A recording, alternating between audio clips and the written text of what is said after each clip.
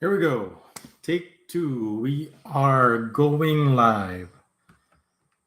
We are live. So let me do a sound check. Here I'm successfully connected.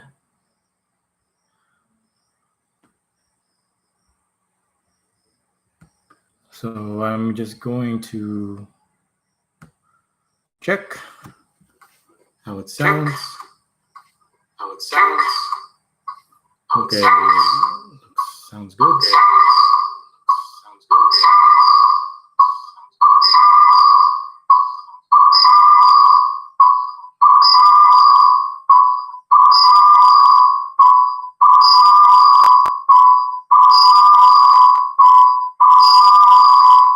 That's annoying. Hold on. I think I'm getting feedback.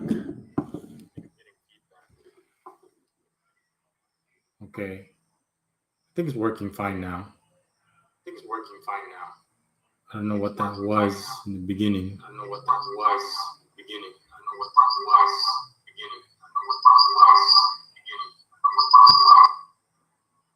Hold on, I'm putting my headphones to check. Headphones. I'll be right back. So whoever's watching, let me know if you're having problems with your... I'm having problems. Let me get my headphones.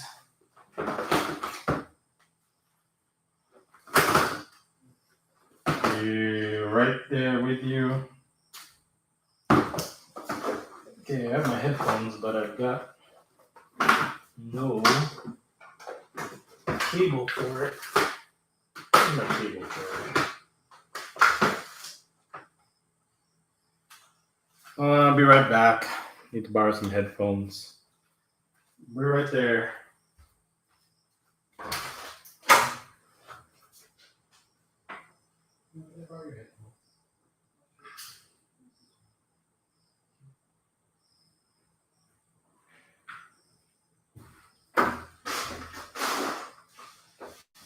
Welcome back. I borrowed some headphones from Hero here. Some more Hero hand-me-downs. So I can check the sound. The sound's acting funny. I don't know why. I should have checked this earlier. Very distracting.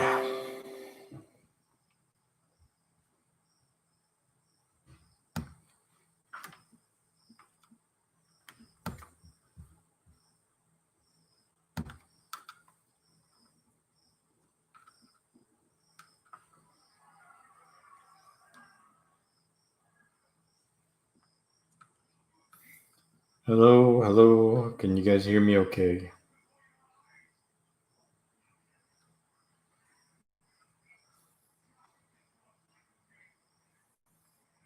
There's another person watching out there. And it sounds fine to me. So if you guys can hear me okay, somebody in the chat, please let me know that it's fine. And before I move on.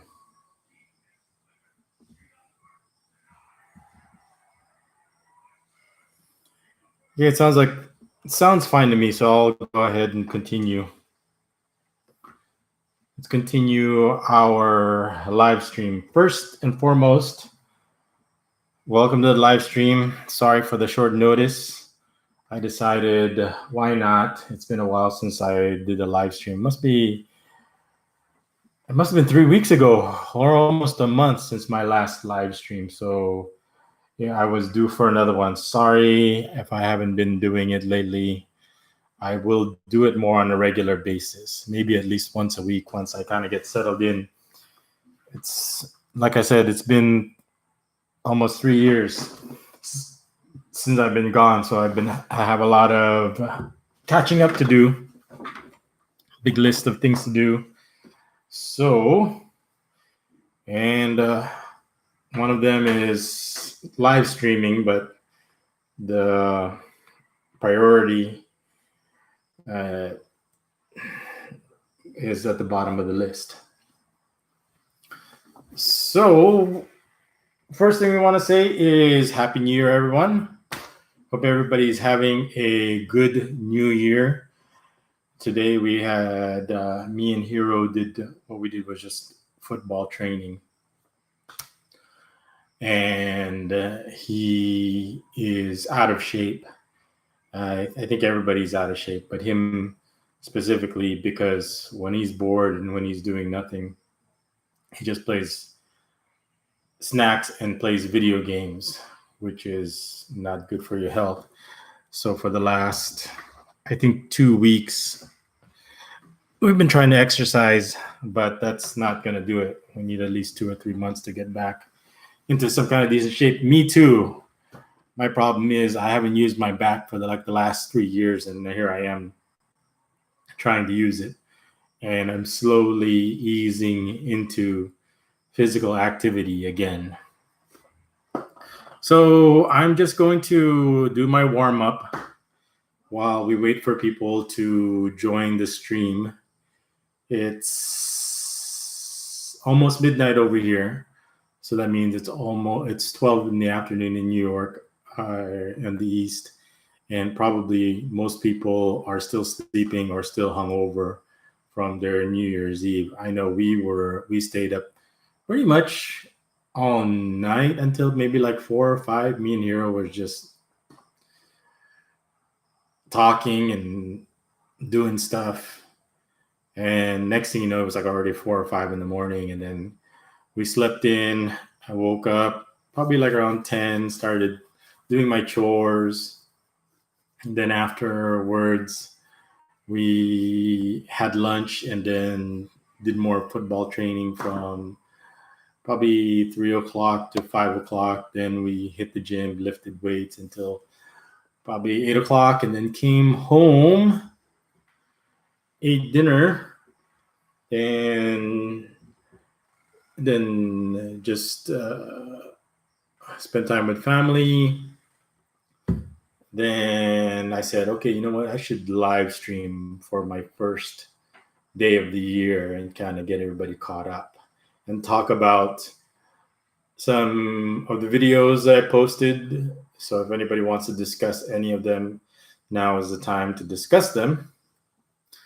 But it's kind of difficult because I think I picked a bad day to do a live stream because there's only one other person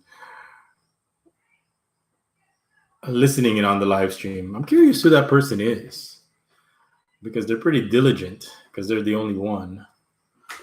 And what am I looking at over here?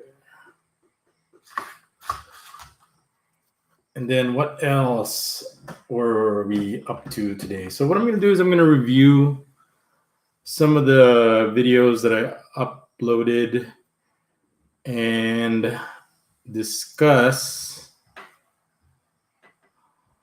some of the issues. So the last time I did a live stream was a month ago. That was the last Temptation of Bed, was only for 7 hours. I don't know how long I'm going to go today. I might go 2 hours, 3 hours. Hell, I might go the whole 8 hours. It'll depend on how I'm feeling and how the conversation and how many people are active in the chat. If they're not very active, then I probably won't be staying on that much. And as we're waiting, we got 3 other people watching. It says right here 4 people watching now, but I'm including myself. So there's actually 3 other people now. So welcome to the live stream. And let's keep taking a look at the videos that I uploaded since then. So after that, we'll just kind of look at, so after that live stream, I posted one with the monitor lizard. So really, that's pretty much self-explanatory. Then I went to the nurse and took care of some skin problems. I had these, maybe they were COVID lesions, combination of COVID lesions and some warts, I think. So I wanted to take care of that, took care of some of that and cauterized it. She had this cautery machine and just kind of zapped pretty much anything that looked suspicious on my skin. So those were some of the things I had to deal with. First thing was I went to the dentist. Then I had to deal with all these skin problems, and so I had to do some decontamination, detoxing since my incarceration because of there's no social distancing in prison. You pick up pretty much everything and anything in there, and you have to get yourself cleaned up afterwards. So that's what I was doing.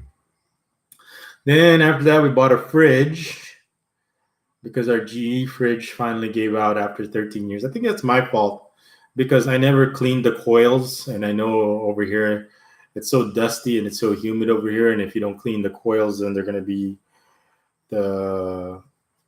motor is going to be working harder than it should. So it probably broke because of that, and maybe because it's old. I mean, American appliances or appliances made for America last forever versus the appliances over here in the Philippines. They tend to last. If you can get a good 2 years out of them, then everything seems to be every 2 years you have to replace because they always break. There's like a timer in there. After 2 years, it's supposed to break. So that's how they make. That's what they call repeat business over here. Instead of having something reliable that people want to keep buying over and over again, you're forced to buy it because it breaks over and over again every 2 years. So I think that's what's been happening with us with toaster ovens, microwave ovens. So not very reliable. I then bought some detailing. Our Toyota Fortuner is 13 years old, and I wanted to detail it, and it's pretty expensive. It's like $200 or $300 to get your car detailed over here. So I said, you know what, I'll just do it myself, and it's not that hard. It's just manual labor. So I did that for a week, and I actually have vlogs about it. And then what else did we do? I did the video about how my civil rights or human rights to my right to choose my own counsel or right to cross-examine my accuser was denied. So that was an interesting video. I took that was like an hour and 15-minute video. So we'll talk about that in a minute. But let me just go through and see what other videos that I did since my last live stream. Then I started doing these police-related videos since I have a lot of experience with them. Bad experiences, but experiences, whether they're bad or good or they're just experiences. So I've been having a lot of experiences with them. So I have a lot of input or insight when it comes to the police here in the Philippines. So I've been doing a few of those police videos. Some of them are interesting ones anyway. So the first police video I did was the one where the police allegedly were raped, and then the person that they raped or accused them of the accused filed the case and then was killed after they filed the case. Well, you get the idea. So I did a video on that. Then my second video after that was something that went viral over here in the Philippines, is the police shooting the mother and son in Tarlac. So that was that video, or I probably have some more thoughts or some more insights or some more to discuss about that subject. And then Christmas came along, and then the Fortuner's fog lights went out and needed to repair it. So it was pretty affordable. So it was like 500 pesos or $10 for parts, $10 for labor, and took like 2 or 3 hours to get it repaired. So that was an easy fix. And the automotive electric repair person was very knowledgeable when it comes to the electric components or the fuses of the car. So that was the first time experience for me getting something like that repaired. So I got that done, and then I did another video where the police chief turned his office into a love nest, and then I did a New Year's Eve video, what we had for our New Year's Eve dinner welcoming the new year, and then here we are doing a live stream. So I use the title "We Can't Afford to Be Innocent." That's from a song, by the way. So what I usually do is take some of my inspiration from songs or movies or somewhere in the media, but it's kind of obscure. So if you know what song reference that is, you go ahead and let us know in the comments that you know. And I used Puss in Boots as the thumbnail because I was thinking, oh, what's innocent? So I used his innocent looking face was the first thing I thought about. So, and here we are. So far nobody has said anything in the chat room. So this is your direct communication to me. So if you have something to say to me, if you have something to ask me, if you have something to discuss with me, this is the best way to talk about it.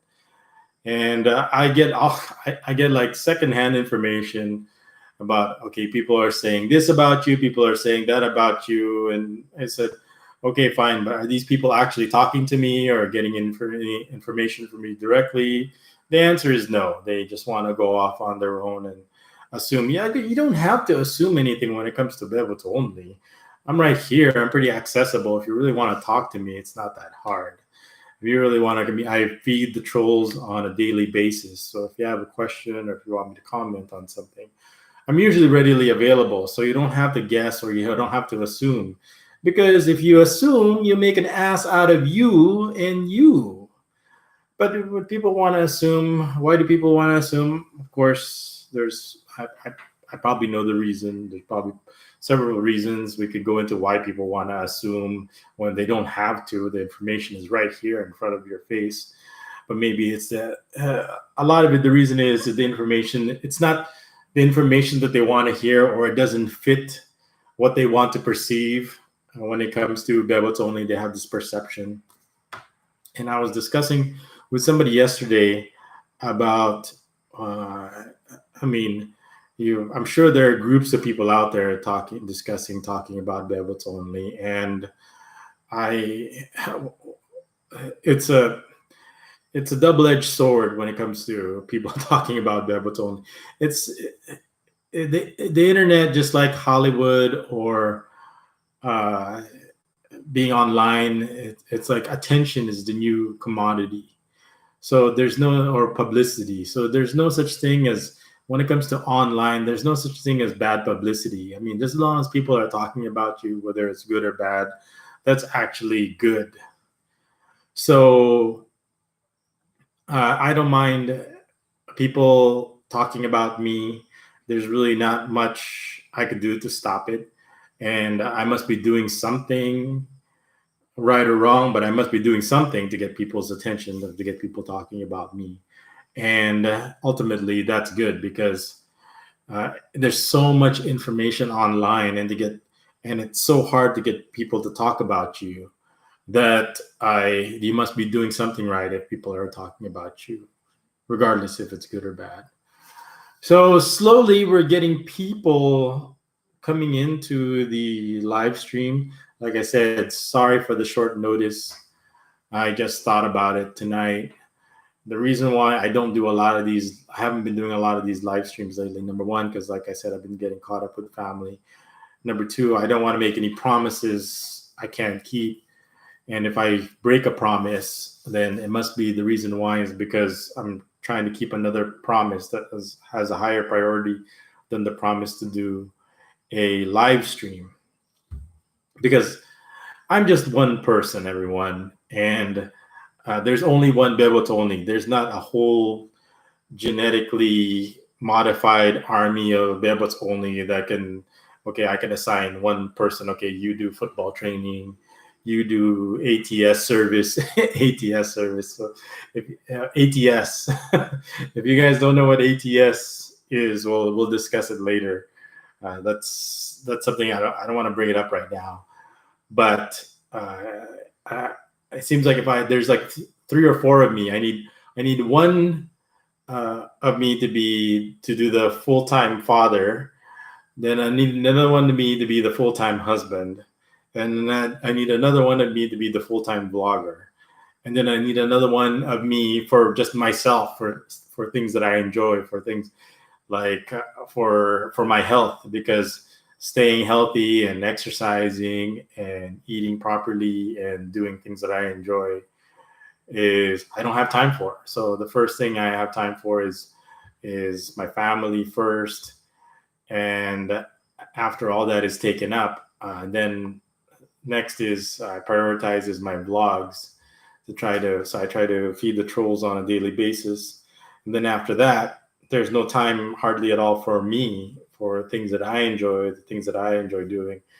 I I I like playing basketball, but organizing a group right now or trying to join right now is impossible, especially since my body is definitely not up for it. And I don't know if my body will be ever up for it. I mean, in my age, I don't know if I could recover from that kind of sedentary, I don't want to say lifestyle, but inaction that I've done in the last 3 years, and to get back to where I was before I was incarcerated. I don't know if it's even possible, but I could try at least. There's no harm in trying. It's not like I'm going to lose anything if I try or not, but it's going to take a long time. It's going to take several months, maybe several years, maybe longer than the the almost 3 years that I was incarcerated for. It seems like a long time. Well, because it is a long time. I have some funny updates I could talk about. It's just so hard to talk about a certain subject without setting it up first. I got some. Of course, when I was in prison, there was a lot of people that I met, and I've gotten to know. I don't want to say they were my friends. They were just people that I knew in jail, and you see them often, and you talk to them, and you talk to them about their individual cases. And there's a lot of cases. Like I said, 90% of the cases are drug related, and they're not that really that interesting. The more interesting cases are the non-drug related cases, which is 10%. Because most drug related cases now, 99.9% of the drug related cases, they plea bargain it. Because if you decide to not plea bargain and go through the whole trial of fighting your accusations, it might take 3 or 4 years versus if you plea bargain, you could plea bargain depending on the court, depending on the judge. Your plea bargain could be 6 months, and if there's two counts, they'll say, okay, two counts will make 6 months each, so 1 year. So if you plea bargain, you could get out in 1 year versus going through the whole trial, which could take 3 or 4 years. So all of a sudden, plea bargaining for 1 year is way better than fighting it out, and then there's a 50-50 chance that you may get convicted. So who wants to go through that? So most people take the sure thing and do the plea bargain for 1 year versus having to go to trial, which might take 3, 4, 5, even 10 years. And then even then, you don't know if you'll get acquitted or convicted or not. So the best thing to do is plea bargain. So that's what they all do. So it's not that exciting. So most people then they just hang out for a year, and a year is not really that long. A year goes by really fast. Yes, it's a long time to be in prison, but 4, 5, 10 years is way longer, and 3 years is definitely longer.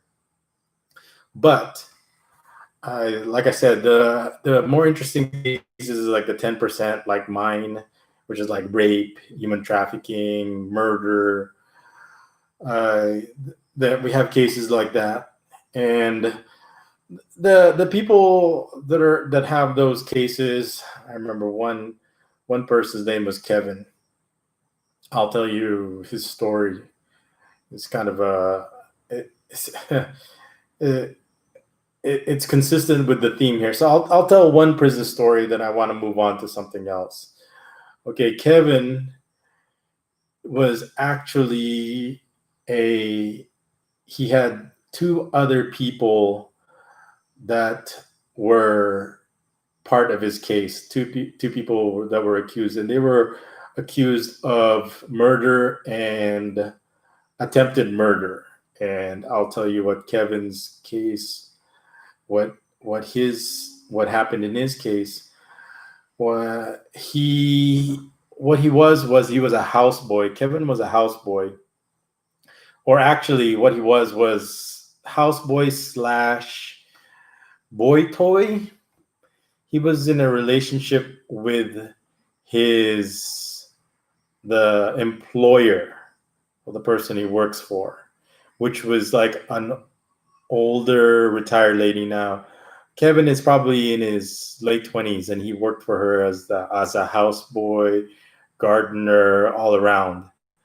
And then, so over time, he says that he developed this kind of quid pro quo relationship with his employer. So they were maybe quasi boyfriend or girlfriend with somebody that. So the lady that he was working for, she was a retiree, and she had a pension. She must be in her maybe 70s or 80s, I think. And on top of that, she had an adopted baby at the time. I don't think she had her own children. She might be one of these people that worked for a long time abroad, then came to their family ancestral home to retire to, and never had her own family. So what they do is they usually will adopt one, like a baby, like a pet, to raise as their own. So what happened was Kevin, the houseboy slash boyfriend slash service provider, what he did was he went in collusion, or went into a setup with the maid. So, typically in a household here in the Philippines, there's a maid, and then there's a houseboy, and then there's a tricycle driver. So there was actually three of them involved in the case. A tricycle driver, he was kind of an older man. Maybe he's probably like in his maybe my age, like in his 40s or younger, maybe early 40s versus me. I mean, yeah, I don't want to talk about it. Let's just say I'm in my 40s. I started Bibbles only 10 years ago and in my 30s. Everybody knows. So you do the math. Okay, I retired here in the Philippines back in 2007 when I was in my early 30s.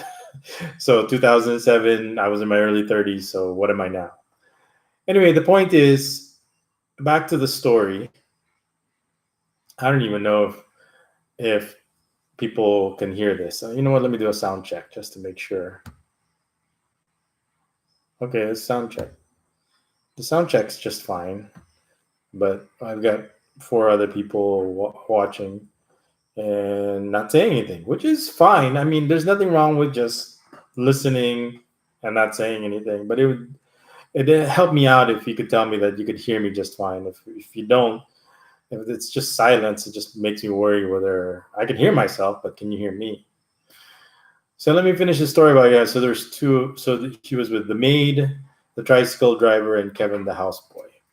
So what he was accused of, it's no longer alleged because he was actually. So this case was actually finished while I was there, but it took several years. I think it took 5 years for the case to finish.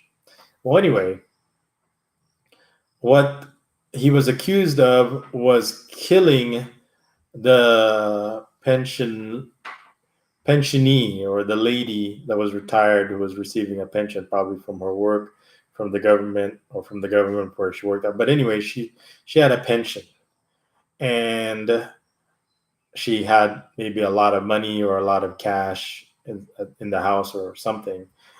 But what happened was, they killed her. So what they did was, she was holding the baby, and what happened was the baby was stabbed with a knife. So the baby died. So the baby that she adopted, the lady retiree. She was holding the baby when she was attacked, and she they were trying to stab her, and they ended up stabbing the baby. I don't know how old the baby was, but it was a baby. They just said, "Baby died." There you go, murder one. Next thing was her. They needed to murder her, and what they used to murder her with, or the murder weapon, was a hammer. So they hit her with a hammer, and I think there was enough noise that some of the neighbors reported it or something like that, and the three got caught because people showed up and said, "Oh, well, the what's going on there? People showed up, and the maid, the houseboy. I mean, I don't know all the detail, the little details, but that's what they were accused of. So they murdered the retiree with a hammer. Then after, but what happened was, so the police showed up, arrested them, and took the baby and because the neighbors reported there's some kind of screaming going on. So they took the baby and the retired lady to the hospital. So the baby died dead on arrival, but the big but was the retired lady somehow went into a coma. So she wasn't dead yet. She was just like mostly dead, like in Princess Bride. It's like what's so important that you have to stay alive for? It's like true love.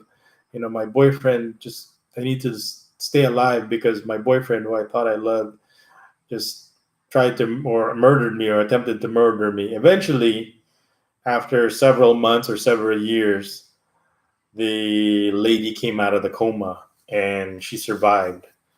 And she survived long enough to testify. And this was bad news for Kevin, the tricycle driver. And the tricycle driver's name is Joni, by the way, but for some reason I call him tricycle driver. But anyway, he was a tricycle driver. And that he was supposed to be the person he got involved because he was supposed to be the muscle to do the actual killing, the actual murdering himself. And the other two was just an accomplice to set it up. Okay, here, we'll let you have access. We'll just call you, and you're the muscle. You do the killing. So they were like pointing. I don't know if they were actually pointing fingers at each other. I didn't do anything. It was then the other ones. And what the retired lady ended up saying was they were all in on it. And so that was the big problem, that they had actual eyewitness testimony against them. And they would have went free if the lady died. If the lady died, there was no witnesses, there was not enough evidence.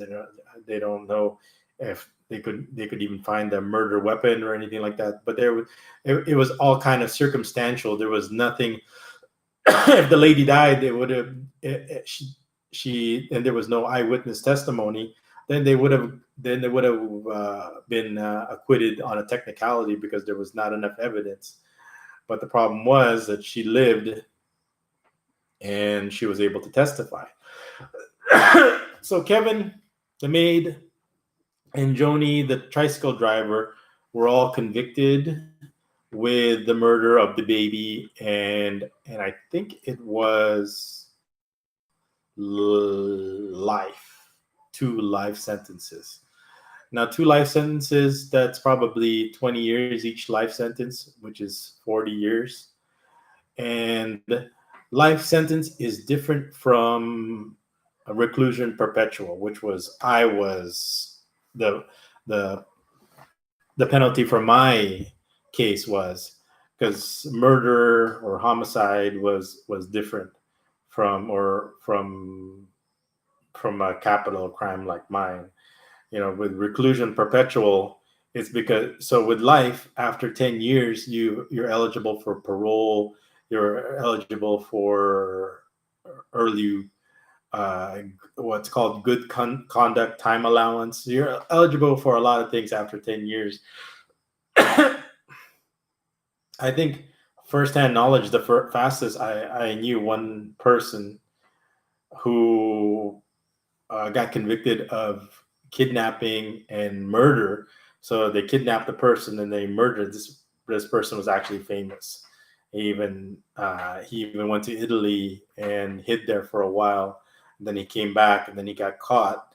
And so he was sent. He was serving his time, and since it was just life, he was able to shorten his sentence to 4 years. After 4 years, his kidnapping and murder was served, and they calculated all this good conduct time allowance, parole, all that all that goodies thrown in there. So even if you have been convicted with life, and if you know the right channels, you can get out as soon as 4 years, almost as long as I were in prison. So you could get convicted, but you can get out as something as a murder. But if you know the right people and the right channels, then you can get out as early as 4 years. And so that person was actually hiding in Italy for like 7 years, and you kind of wonder, yeah, maybe you should just serve this 4 years. But I think the time that anyway, I don't want to get into the politics. That's another story in itself. But back to Kevin, and so he was convicted. He was convicted, but here's the other interesting story. His the person that got convicted with him before they were sentenced, because it took like 5 years.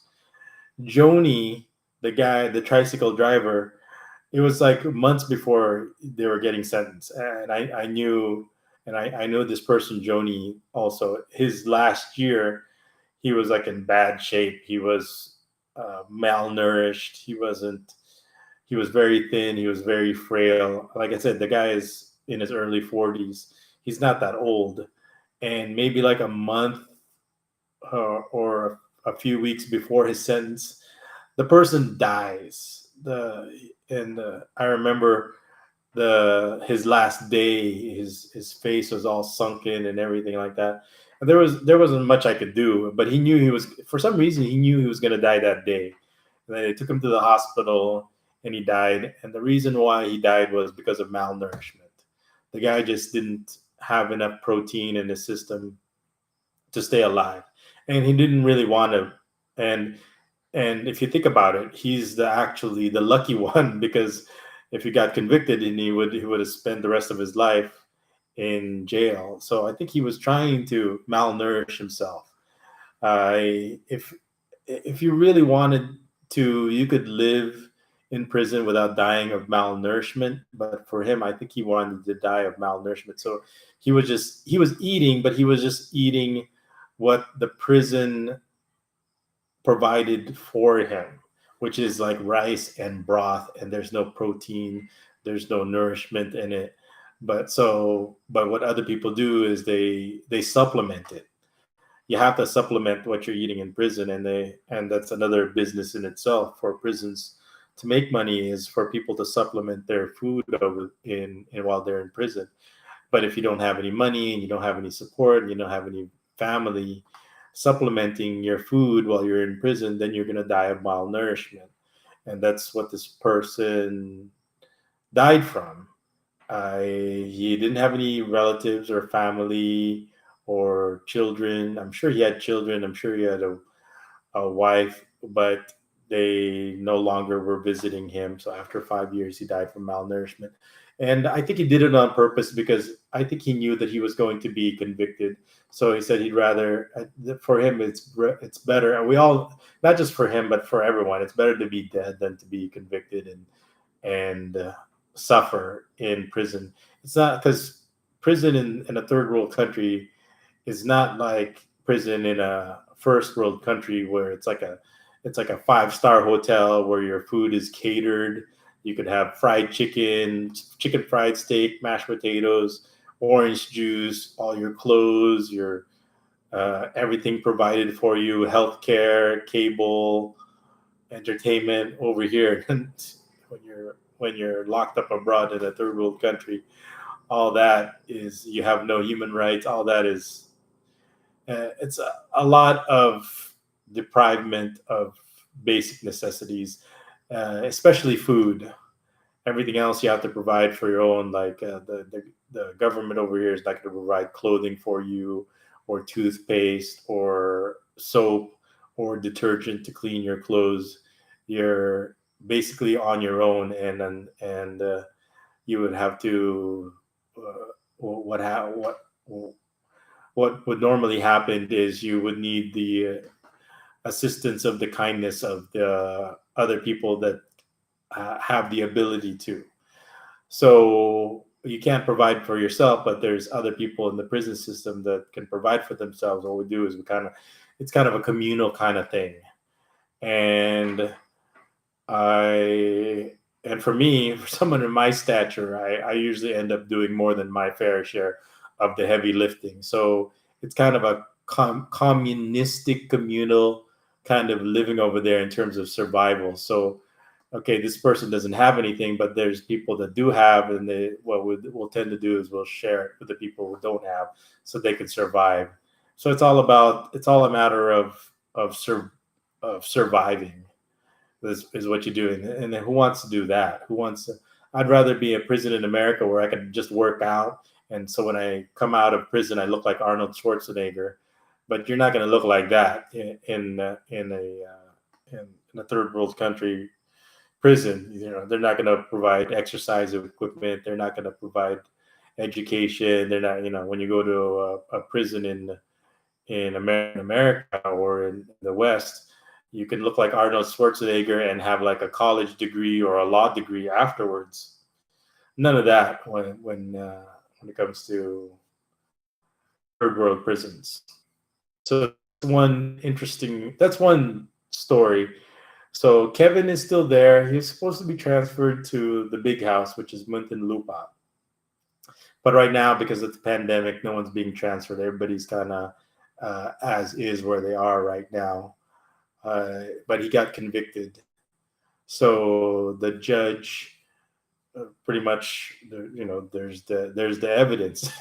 There's the witness is saying, okay, these people, murdered my baby and tried to murder me with a hammer, but they didn't finish off the job properly. And I survived, and I testified, and they got convicted. So that's one story. I've got a bunch of stories like that after 3 years. Obviously, mine. There's similar cases to mine, of course, and I'll tell you about that, what the results of that are at another time. But right now, let me go to the comments, which is nothing. No comments yet. It says we got 4 people watching right now, but nobody making a comment. Let me do a sound check. Okay, I did my own sound check, and I can hear myself fine. Nobody is saying anything or commenting or even saying Happy New Year. So whoever you are, thanks for joining, but I would appreciate it if one of you would say something and say that I assume that you're hearing me fine, because there's people watching and several people watching. So I'll have to assume that if it's only me, then it must not be working. But there was some weird echo when I started. It's been a while since I've done a live stream. There's some like different nuances right now with how to start a live stream. They even have what's like a streaming. So if you're like playing video games. So what's my take on this video game streaming phenomenon?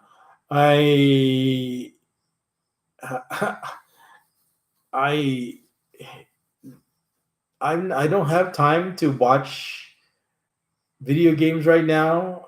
I don't, let alone play video games. I mean, when I was younger in college, I used to play a lot of video games as like a stress relief, and I use it to procrastinate.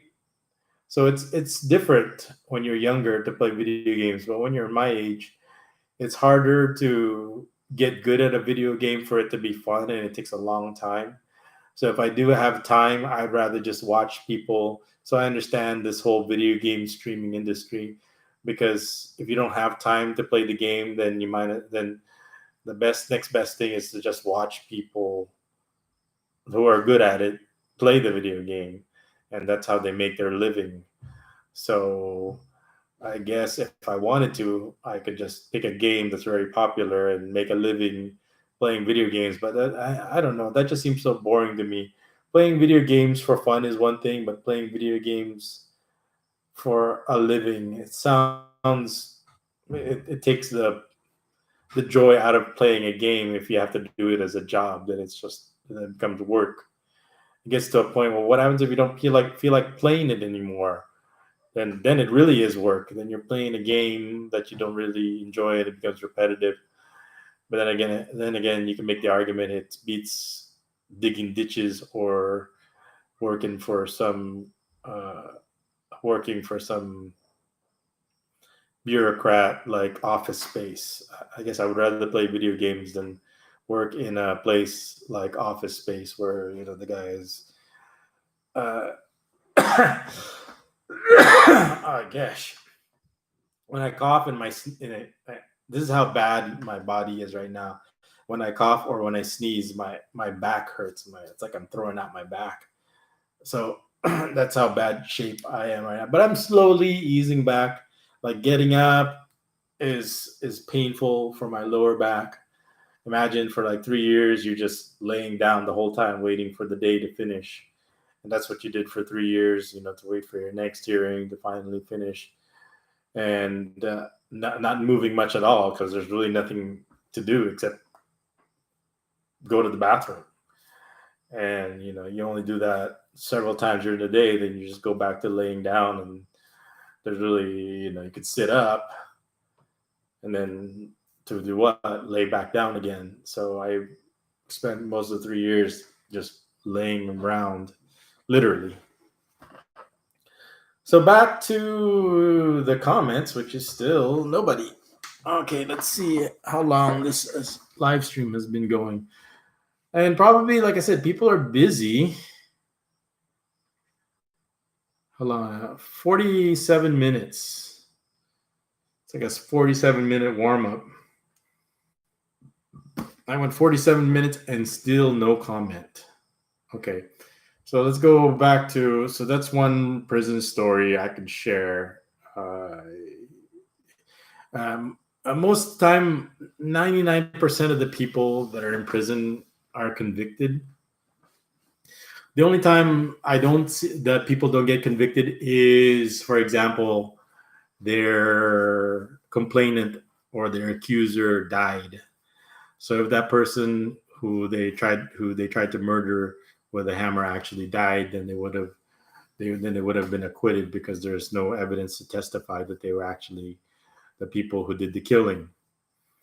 And then, but the people that get acquitted usually they're the people their accusers are dead. Just like that girl Fabel Pineda, those police are not gonna be convicted of rape because the girl that's supposed to testify that raped them that they raped is dead. So if there's nobody testifying, then there's no witness or there's no evidence to prove that actual rape happened. So that's usually the only time that people don't get convicted. But if somebody testified against you, then for the most part, there's a 99% of what I saw in the 3 years I was in prison. If somebody testified against you and it went into what's called the POJ, propagation of justice, where the judge decides after listening to all the testimony and after surveying the evidence that's presented in open court, then that's when they decide guilty or innocent. So back to the comments, which is nothing. So let's go to some of the videos that I uploaded, some of the things I want to discuss. ever since my last live stream. So I wanted to talk about that police shooting where the policeman shot the neighbor over a firecracker or a noisemaker. It's this like jerry rigged kind of bamboo kind of pipe bomb that they put together out of bamboo or cans or some kind of tube. And what people do is put like fuel in there, like kerosene or lighter fluid. And what they do is put it in aerosol form inside. They're like sprayed inside this tube, and then they'll light it up, and it's supposed to create this big explosion. And it's supposed to make all this noise. So apparently, that's been illegal, and the police came to arrest that person. So here's the disturbing part about that video. Like I said in my vlog, that he was so cold-blooded about it. And what's even more macabre or more what's the word to look for? More callous. How he was so nonchalant about it. And his daughter, I think it was like 11 or 12-year-old daughter. Imagine this, 11 and 12-year-old daughter just watched her father kill two neighbors in cold blood, and then shot him again. And she's just watching it, and all that's missing is like popcorn, as if she was just like watching the good part of the movie where the people that she doesn't like are getting shot and killed, and she's like, oh good, my dad is a policeman, and you're dead now, and because you didn't care. So that was, so as disturbing as that scene was, as human beings, we still see it as an atrocity, regardless of how these people, or how the policeman or his daughter, or their demeanor in that situation. So that's what made this video so viral, was because it was as if he was just opening up a can of beer, as if he was just like it was nothing. It was like breathing air, and his daughter was just like, as if like, oh, like this is a good thing. Like the callousness of the inhumanity of this, because if the other people are like freaking out, they're screaming, people are running around, but these two, the police person is just like, mm-hmm. And then he went home and had a sandwich like nothing happened. And that's that's part of the culture over here in the Philippines. I mean, culture is the explanation, or it explains the behavior and why people do what they do here in the Philippines. And it's pretty much part of the culture over here, that the police killing people, to them becomes to a point where it's like second nature. It's like, what's one more dead person? And what's even more disturbing, like I said, is the daughter just looked at it. I mean, did she witness the dad killing other people before in front of her, and this was nothing to her? And what's even interesting was there was another police chief. Get this, I'm not making this up. Okay, this is where truth is stranger than fiction.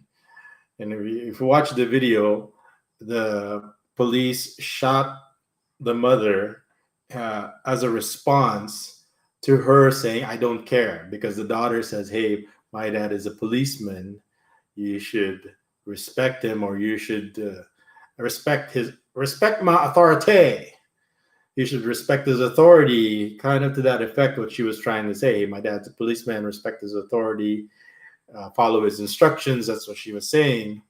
And then the mother responded was, no, I don't care if he's a police person. He's not actually on duty. He's not on uniform. He's not even assigned. He's not even working there. He was just a neighbor to them in plain clothes, and he just happened to have a gun. And she said she didn't care. And when she said she didn't care, that's when he responded and said, okay, well, I'm going to make you care now by shooting you. So there was actually another police chief that commented on this situation, and his response or his take on the whole video of what happened was, his response or his message was, see, this is why people should respect the police, because if they don't, if you would just respect the police, then we wouldn't have to shoot you. So that's all. So that's the message: respect the police. So if they're gonna arrest you or follow their instructions, don't block them, don't say you don't care, so we don't have to shoot you. And then, so this is kind of a, like I said, Filipino culture. Is it like the blaming the victim over here because they didn't, because if she didn't say I don't care if he's police, then she would be alive still? So it's but you have to kind of look at it again. It's like, why did this happen in the first place? Is it over some firecracker or some noisemaker that only happens once a year, that these people have to die? Two lives snuffed out like that: somebody's mother, somebody's wife, somebody's son, somebody's boyfriend, somebody's cousin, somebody's friend just died over nothing. That's And the people who did it, or the family who did it, just did it as if like nothing happened, as if this was a normal thing. And like I said, these kind of situations happen more often than it's reported. And the reason why this thing is actually gone viral, and this probably plays out, these situations probably play out more often on maybe a daily basis, but since it's not on video, and it doesn't, like I said, it doesn't really get reported or it doesn't get pursued, just like the police that was actually he actually had a case report, case, two homicides. It's apparently he did this already twice, and the case was dismissed because there wasn't enough testimony or evidence. But apparently it was done twice already, allegedly, but it never came to a full blown trial. But those two cases were on his record, saying that cases were filed against him for something similar already. So this wasn't something that happened for the first time. And then there's some people arguing this was an isolated incident. And from my experience, the answer is no. And the theme here, like I always said, that the Philippines is a dangerous place, and it's only dangerous, after you experience how dangerous it is. Until you experience it, then people are going to say, of course, it's not dangerous because nothing like that has happened to me. And then until it happens, like it happened to me, then all of a sudden people will say, oh yes, the Philippines is a dangerous place, because I always say life over here has little to no value whatsoever. As you can see, this policeman just killed them like they were nothing, like their lives meant nothing. They Whether they live or not, he could care less. Whether they're somebody's family member, he could care less, because life here is so cheap that saving face, respect is more important than life over here. Oh, you disrespected me, or I lost face, then I'm going to get back. Then how do I get back my face? How do you get me to respect me now? Respect at the end of a gun barrel, the business end of a gun barrel, is one way of getting the saving face or getting respect. So those are the things you have to be mindful of, because this is what the reality is here in the Philippines. This is what makes this place very dangerous.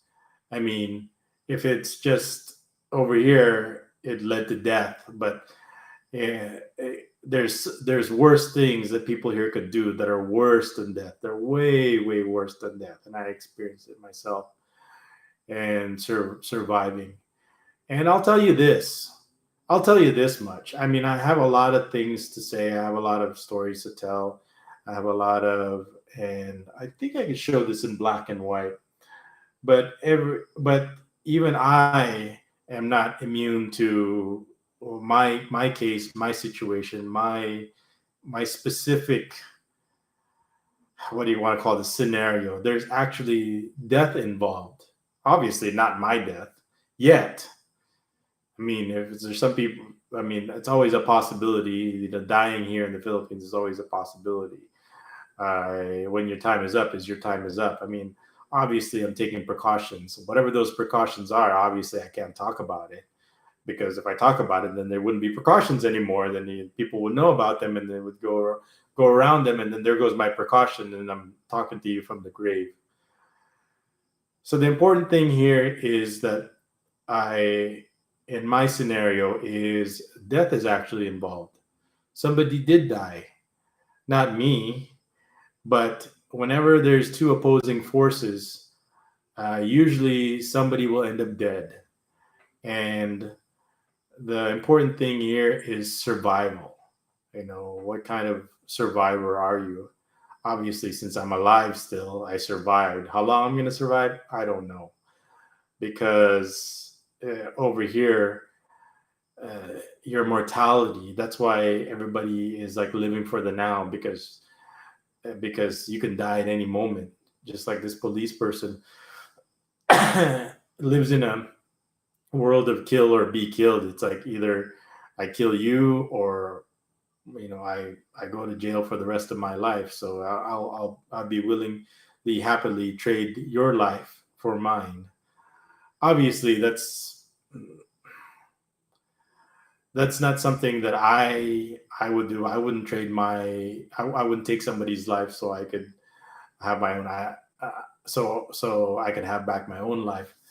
I don't work that way. I would avoid situations like that where I would have to take somebody's life so I could have my own life back. But in the police's situation, it's very common for them to take somebody's life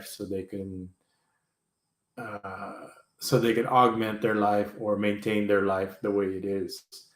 In my situation, because we've got two opposing forces, me and there was actually somebody that died.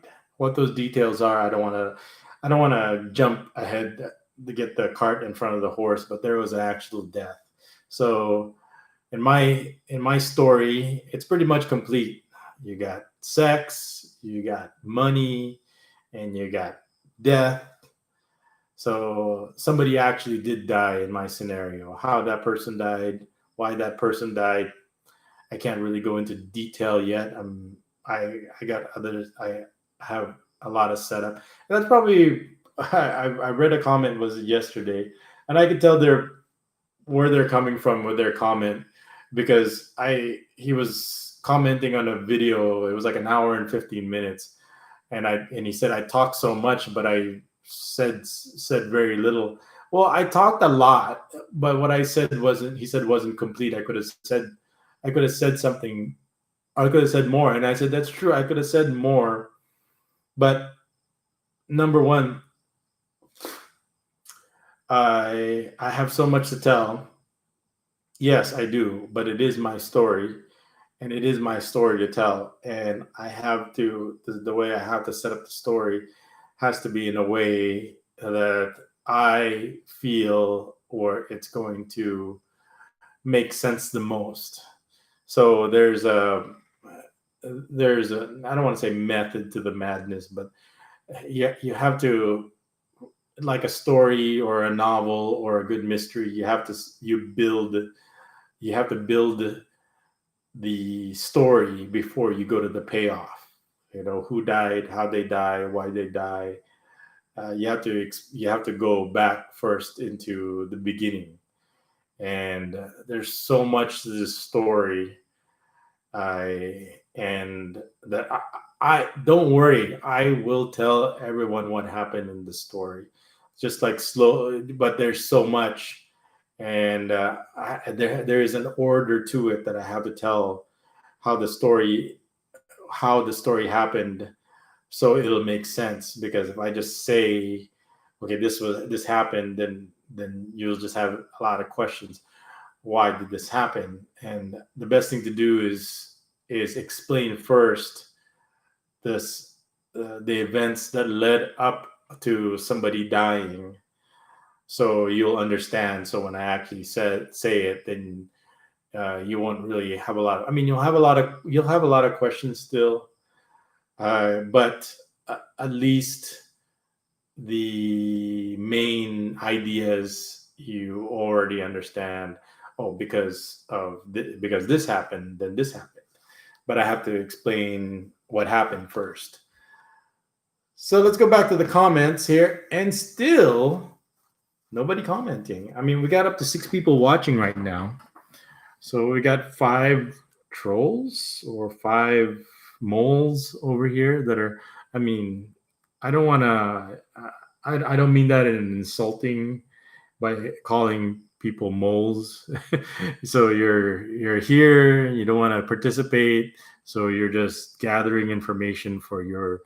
And then you'll be cherry picking whatever it is that I say. And you'll be saying, "Oh, he's admitting he did this, or he's admitting he did that, or somebody died and he's admitting that he had something to do with that person's death." I go, "I'm not saying I did. I'm not saying I didn't. I mean, we're all kind of connected. This is once we're kind of once we're connected to each other, just like you are all connected to me. You know, my actions. It's like the what is it? The butterfly effect, where it's just one simple action, like a drop in the water, and as it expands, it goes bigger and bigger. I think that's the butterfly effect. I'm sure somebody in the comments will say, yeah, that's the butterfly effect. But but we're all, once we are involved in each other's lives, and uh, anything we say or do has an effect on other people. And I'd like to think that that's why you're here, because you want to know what I have to say and the information that I have to share with you, because it might save the life you save may be your own, just like my life I had to save, and who knows how long my life is going to be because of this situation. Well, the idea is, I'd like to think now that I know I'm in terrible danger, that I could kind of sidestep some of these dangerous situations. But you never know. Once your time is up, your time is up. But I'm not going to do anything stupid while I'm at it. So that's why I'm very discreet when it comes to doing my videos and doing live streams, because you don't know who's listening, and the people that might be listening have evil intentions. And you're saying, "Oh, babe, it's only you're just being paranoid." What do you mean being paranoid? I'm not being paranoid. Bad things happen, and bad things did happen, and there's that's not paranoia. That's just reality. But you could say that's paranoia if you want. People, like I said, uh, um, people have their agendas. What your agenda is, I'm sure it's different from my agenda. I mean, you have your agenda. You're entitled to your own agenda. But this is Bebel's only, and I know I have my agenda. And what is my agenda is to is to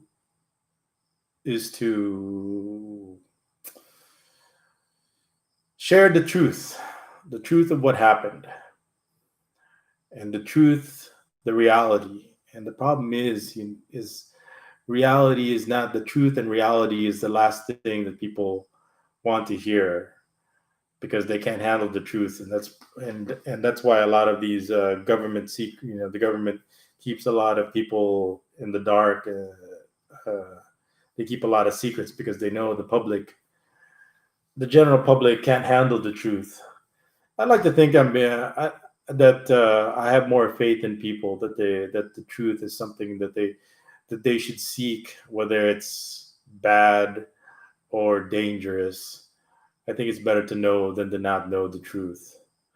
But for people who want to know the truth, then here I am to dispense it. If you want to know the reality of the situation, then I'm here to dispense it. Whether you warp it or not for your own agenda, that's kind of on you, which is not a wise thing to do. But then again, who am I to say? So let's go back to the comments here. This is very disturbing. I wonder if I don't have the comments section turned off. This must be, then why is there a chat? Let me see what it says here. Uh, did I have it? Do I have chat off? I don't think so. This is beginning to worry me because it's been like over an hour already. Let me see here. It's been like an hour and 10 minutes and nobody has made a comment. Now I'm beginning to worry that I have comments turned off, which I don't think I did, but it might be in the settings that I actually turned it off, but I don't see it. There's like a options here: pop out chat, toggle timeshare. What the heck? Participants.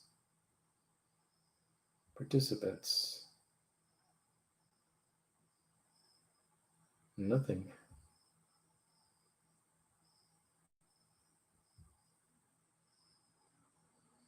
So live chat. Nothing. I can't really say here that I turned off the live chat. It says right here live chat, but there's no one chatting. I mean, I look over here. It says right here five people watching now after I've been streaming 71 minutes and no comment. This is just as weird, or actually, it's even more weirder than my one video. I have this video.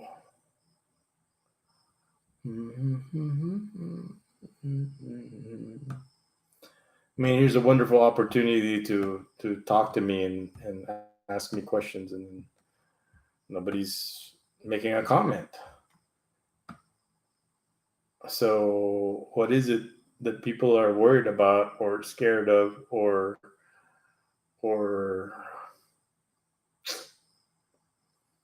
hmm,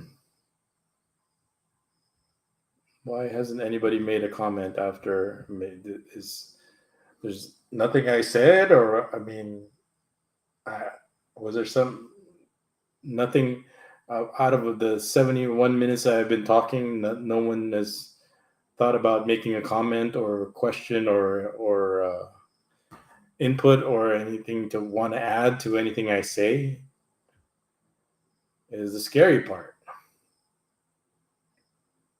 Okay, let's just continue then. So back to how dangerous. So I'm doing a lot of these police type videos just to kind of show what you have to accept in terms of the reality. I mean, if you're going on vacation here and you're here only 2 weeks, then you really don't have to worry about the guardians of the law getting entangled with them, because as you can see, there the what kind of possible experiences, and I haven't even really shared my experience, but I'm sharing with you the negative experiences that other people have had when it comes to the police. And you can't make the statement that this is an isolated incident because it's so embedded in the culture, this kind of behavior. And like I said, one of the main reasons why you have this kind of behavior is because of the live for the now culture, and damn what happens later or tomorrow, when you're just living for the now because you don't know, or you don't care, or you might not be around for tomorrow, or you're not looking forward to whatever tomorrow has to offer, so you might as well take as much advantage of what your life is now. Just like, when Kevin murdered the retiree with their retirement pension, he was just looking for he wasn't thinking of the long term. Oh, this girlfriend or this retiree could be taking care of me for a long time and giving me work and giving me not only what I need but what I want for possibly the rest of my life, or as long as she's alive. And instead, he wants to get something quick right now, something easy, something fast, because he needs money right now. Maybe you're just stealing jewelry or stealing cash, because people here like to stash cash, or maybe even appliances, or something quick and easy that they can get right now from her if she's dead versus if she's alive. I mean, same thing with Bevo Tony. I mean, these people wanted to get a quick. It's like, okay, well, damn the rest of their lives. Okay, they're getting, well, what I was going to provide was an education and set them up for the rest of their lives, but they wanted something right now that's quick. They didn't care about what's being set up or being taken care of or being provided for the rest of their lives. So that's something you have to be concerned about, because people over here are not looking. They're not looking at the future. They don't want a future. They don't care about the future. The future is something that Western people or American people uh, have to think about, because it's something that could be positive and has a lot of possibilities. Versus over here in the Philippines, if you're poor, the future is that you have no future. The future is not something that you think about. You're just thinking about what feels good now and what you want now and what you need now and what you can do right now. And if you can do it right now, who cares what the consequences of doing that right now will do and how it'll affect for the rest of your life, because you don't care about the rest of your life, and you don't care about your life, period. You just care about what's going on right now. So back to the comments here, which is, I assume, is none. There's 3 people watching right now, so there's 2 other people. Let me do a sound check.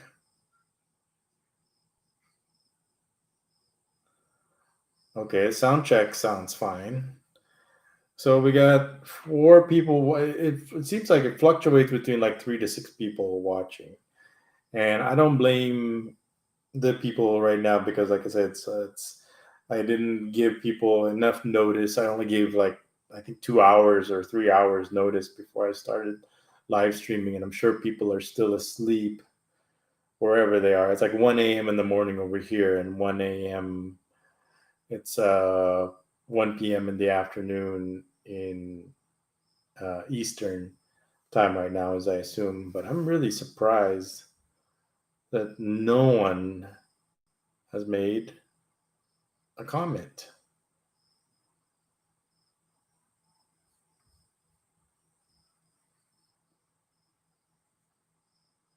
So we're gonna moving right along. So the next police video that I wanted to talk about was the police chief turning his office into a love nest. And and it's funny, is I'm not hating on this. I'm going to play devil's advocate on this one, because if you look at my thumbnail picture, oh, hold on, I need to adjust my back. I need to I can't leave it in one position for too long, or it's going to get stiff, and I can't straighten it out. So I need to change it every once in a while. So if you look at the thumbnail picture, I actually found this on Google Images, where the girl is actually taking a selfie. So if you look at it, and if you're, it's you. At first, you want to blame the police chief for the situation, but as you can see from the girl's picture, she was taking a selfie. She was probably using the phone of the police chief, and she's probably checking her Facebook, and posting a selfie. And for her, that's something that she's willing to, she's willing to sleep with this police chief. I mean, uh, uh, in her was in his defense, in the police chief's defense, I mean, she's probably done much worse for much less, especially if she's there for drug related causes. So she could have, because over there the government doesn't provide food for the people if in that type of detainment. So if she doesn't have any, and what I noticed in prison was a lot of the women don't get any visitors. The men, if there's like a 95% of the people being visited in prison are wives and girlfriends or mistresses, or and while the women who are in prison, they usually there's nobody that visits them. Is the sad thing. There's no husbands, there's no boyfriends visiting most of the women in prison. That's just how sad it is. If they had somebody visiting them, then they wouldn't be in such a desperate situation. But the fact that most of the women have nobody visiting them to provide support, especially in terms of food or clothing or personal hygiene needs, then all of a sudden somebody that's going to be providing for it for you, especially the police chief, it's like something that you would welcome. So it's to play devil's advocate over here. What you're looking at is a win-win situation. The girl, yes, she's in prison. It's like she's going to be in prison anyway, so let's just accept it. So this is, what does she have to do to survive now? And she's doing this to survive.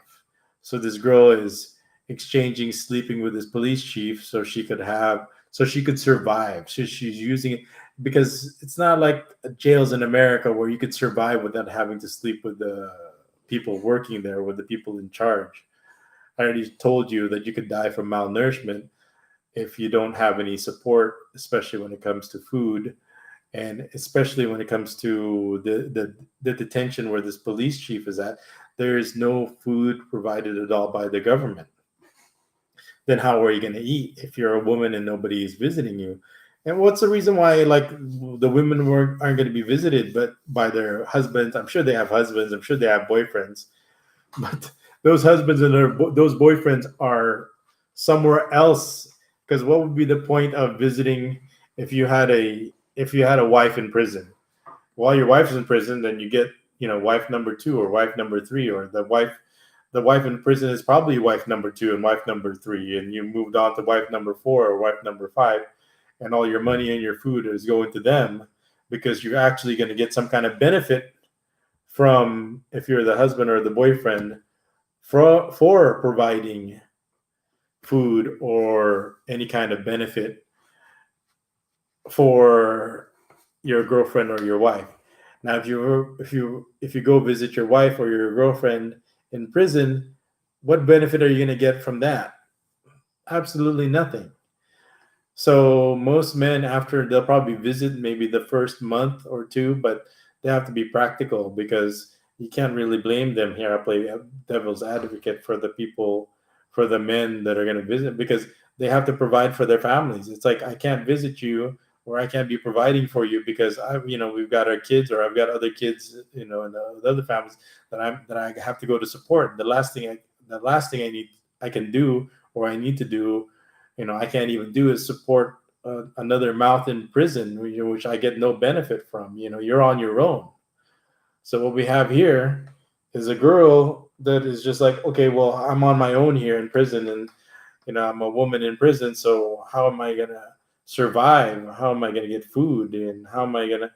So in exchange, I'm gonna give this police chief a relationship, and we're gonna do it in his love nest, and it's convenient.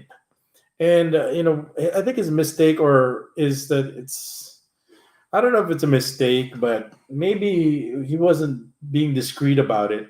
And because from my experience, if this is being done, there's no love nest. You just kind of jerry rig it, improvise it, and there's really no, I don't want to say evidence, but no trail, or no remnant of anything like that going on. If it does go on, there's there's no actual love nest. It's just kind of just do it without having a love nest is as a possible place to raid. So if you didn't have a love nest, then the police would have nothing to raid, even if they did raid it. But to, like I said, to be playing devil's advocate, you don't understand why somebody would be willing to, because she would get so much benefit from it. She gets special privileges. She gets to eat. She gets to use a phone. She gets to use it because the internet, for some people like me, it's just as important as breathing.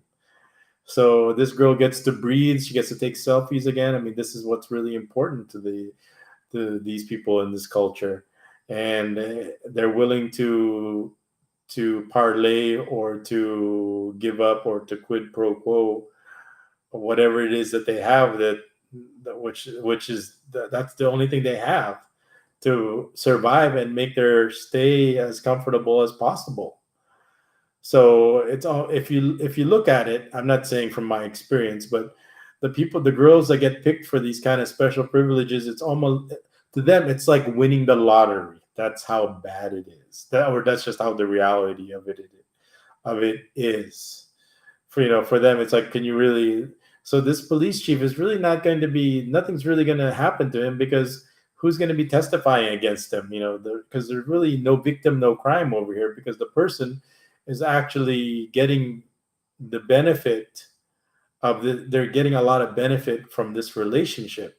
And this is something that they're willingly going into and something that they want to do. And you're saying, well, Bev, it's only the counter argument over here is they only want to do that because they're in prison. Yes, absolutely. You're not going to get any argument from me about that, but you're stuck. So you really have to take that argument out of the equation, because yes, you're in prison. So you can't really say that, okay, take that argument and take that out of the equation, then she wouldn't be agreeing to it. Well, you can't take that out of the equation. The person's in prison. They're stuck there for not only several months, for several years. And what do you expect them to do? How are they supposed to eat? So what if the government wasn't so corrupt and they were providing the basic necessities and needs of the people that are waiting to be processed, waiting to finish their trial? I mean, this person might not have been convicted of anything yet, but they're going to spend years and years in prison. And I know I wasn't convicted of anything, and I still spend years and years in prison. But that's the reality here. And so we're going to get into a lot of realities, but so the main bulk of what I want to really probably talk about is the court paperwork, the testimony, or the transcript that I went through in my denial video, or my civil rights were violated.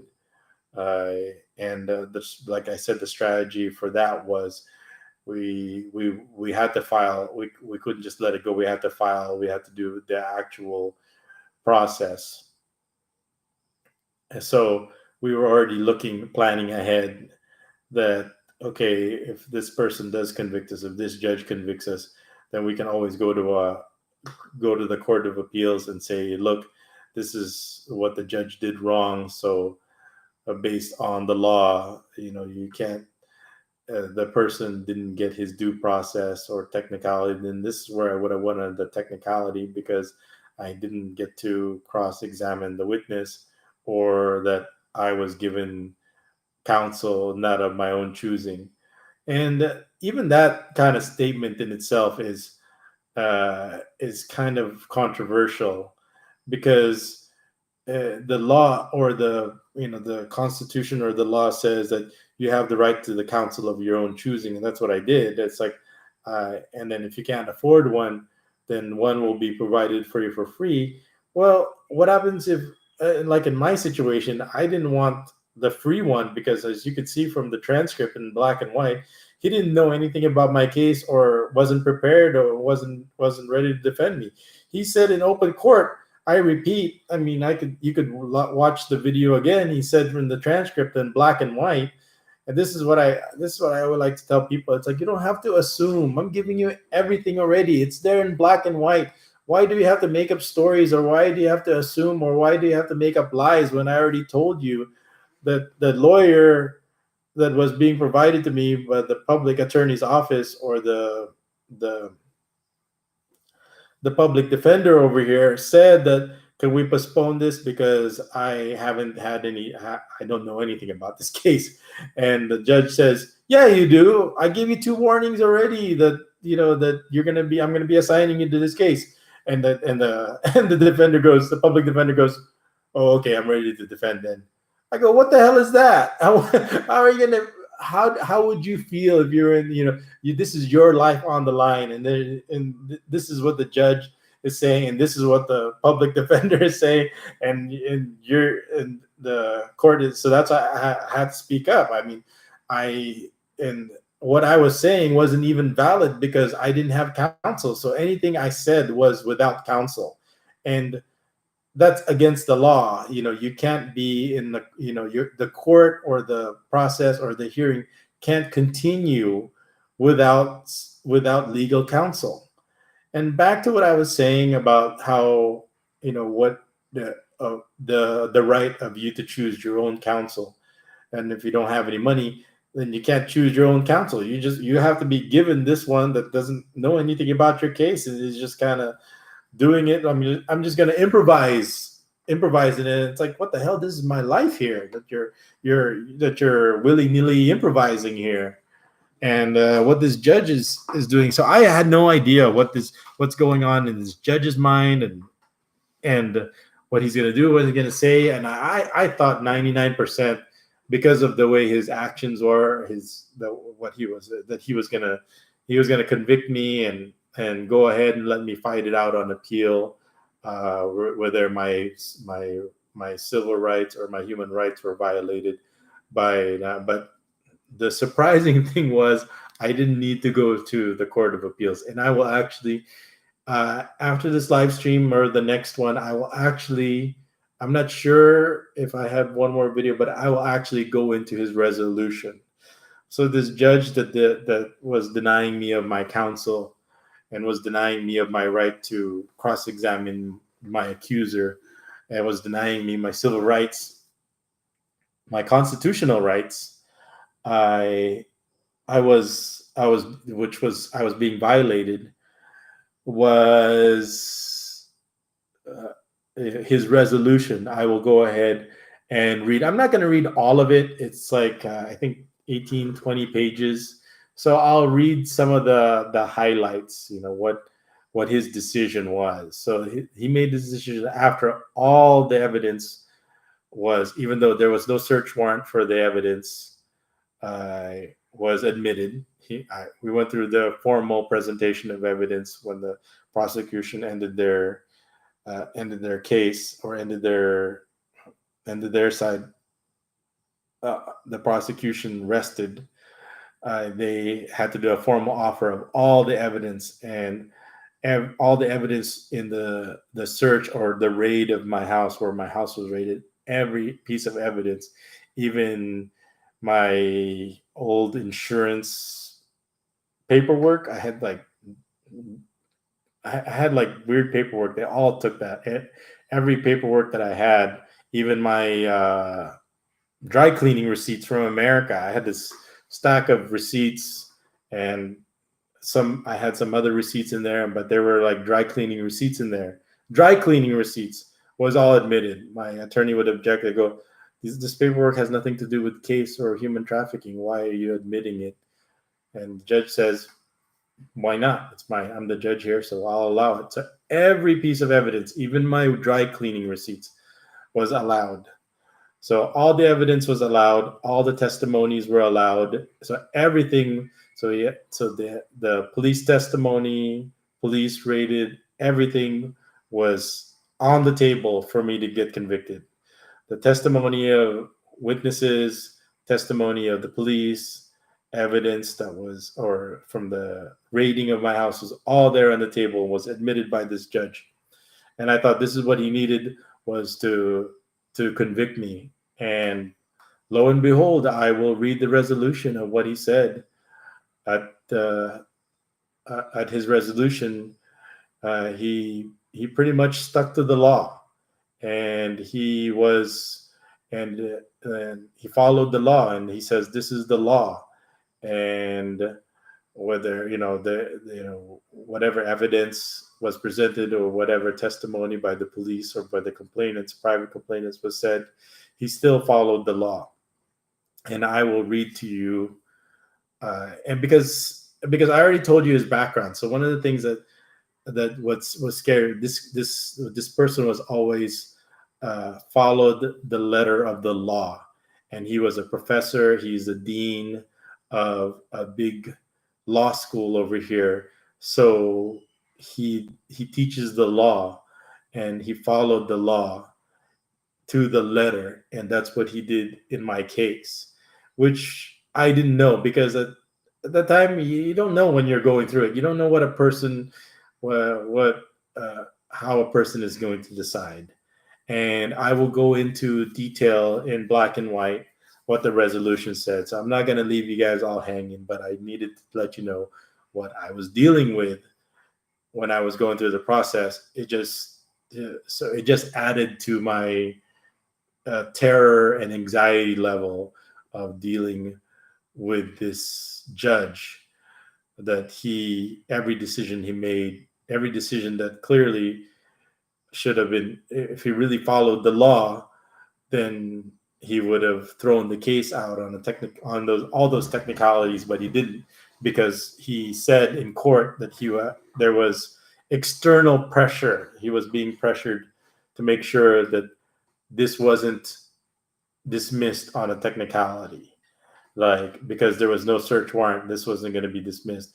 He admitted all the evidence, admitted all the testimony, even allowed the police to even after they were finished with their testimony, they were allowed to testify again and continue, and kept adding on additional testimony, even though after, it's like, Your Honor, weren't they already done? And you're saying they could say, yep, let me hear what they have to say. He says, I'm the judge. I want to hear what they have to say. What additional information they have to say has nothing to do with anything.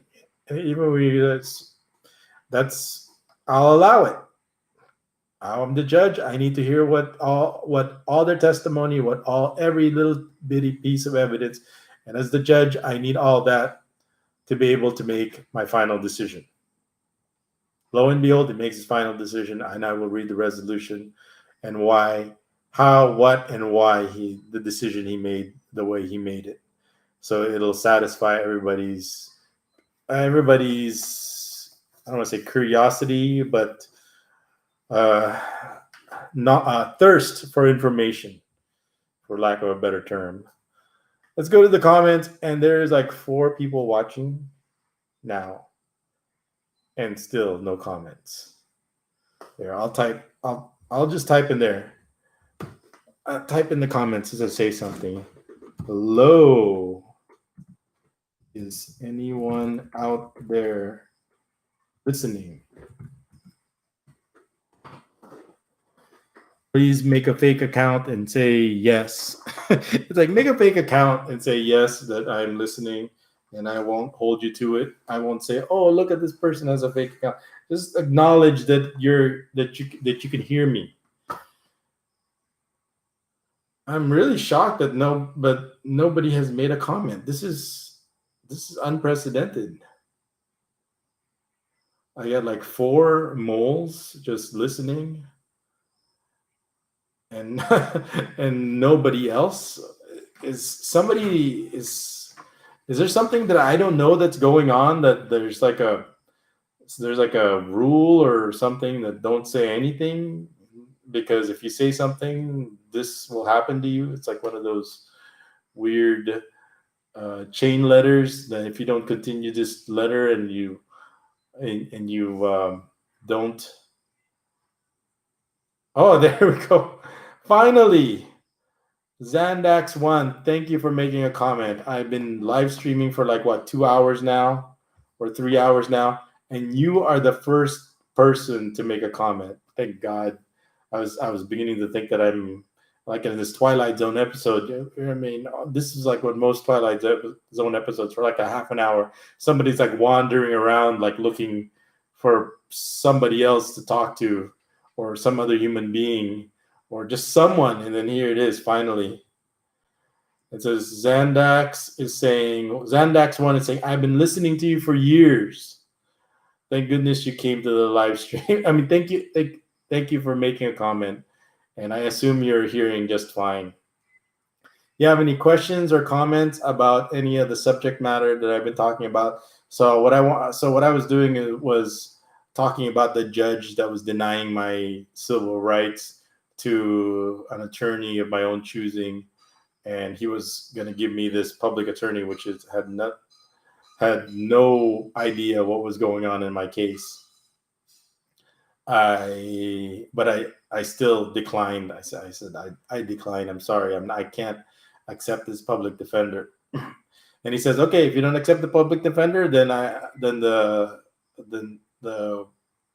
testimony of your accuser is closed. Then you've given up your right to cross-examine, because here it is. Here's your accuser, and they're ready for a cross-examine, but your lawyer is at another trial, and so here's the public attorney, and you're not accepting the public attorney. Then if you don't accept the public attorney, then there's nobody to cross-examine the witness. So then that witness's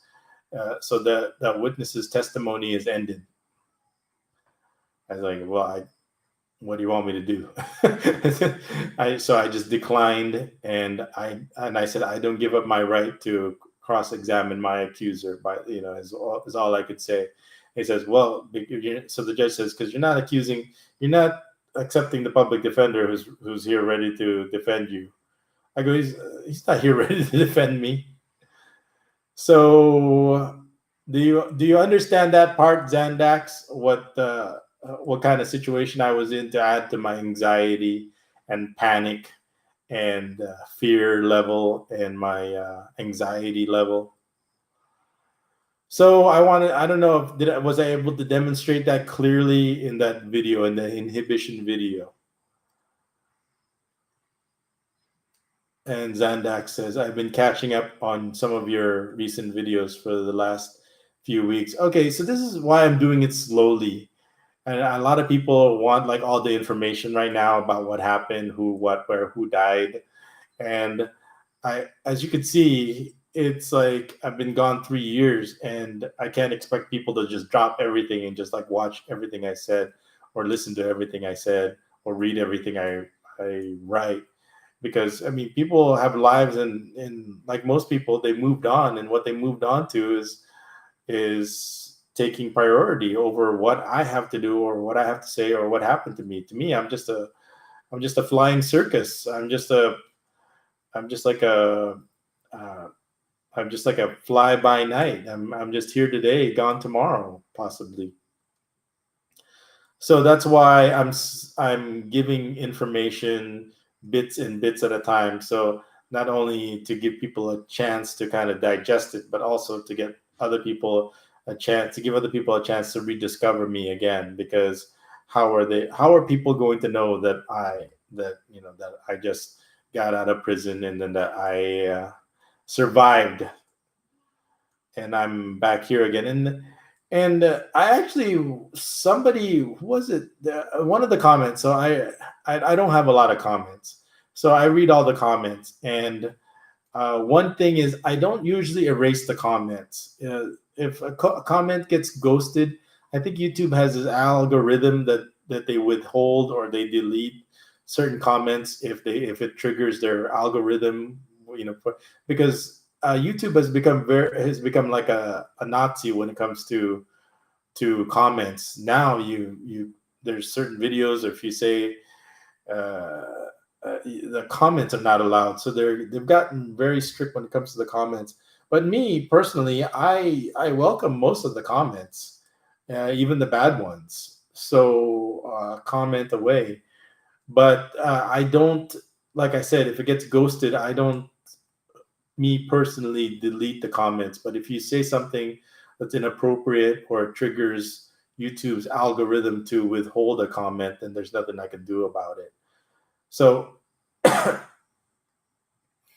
one of the comments was there. They said, "Why are you vlogging again?"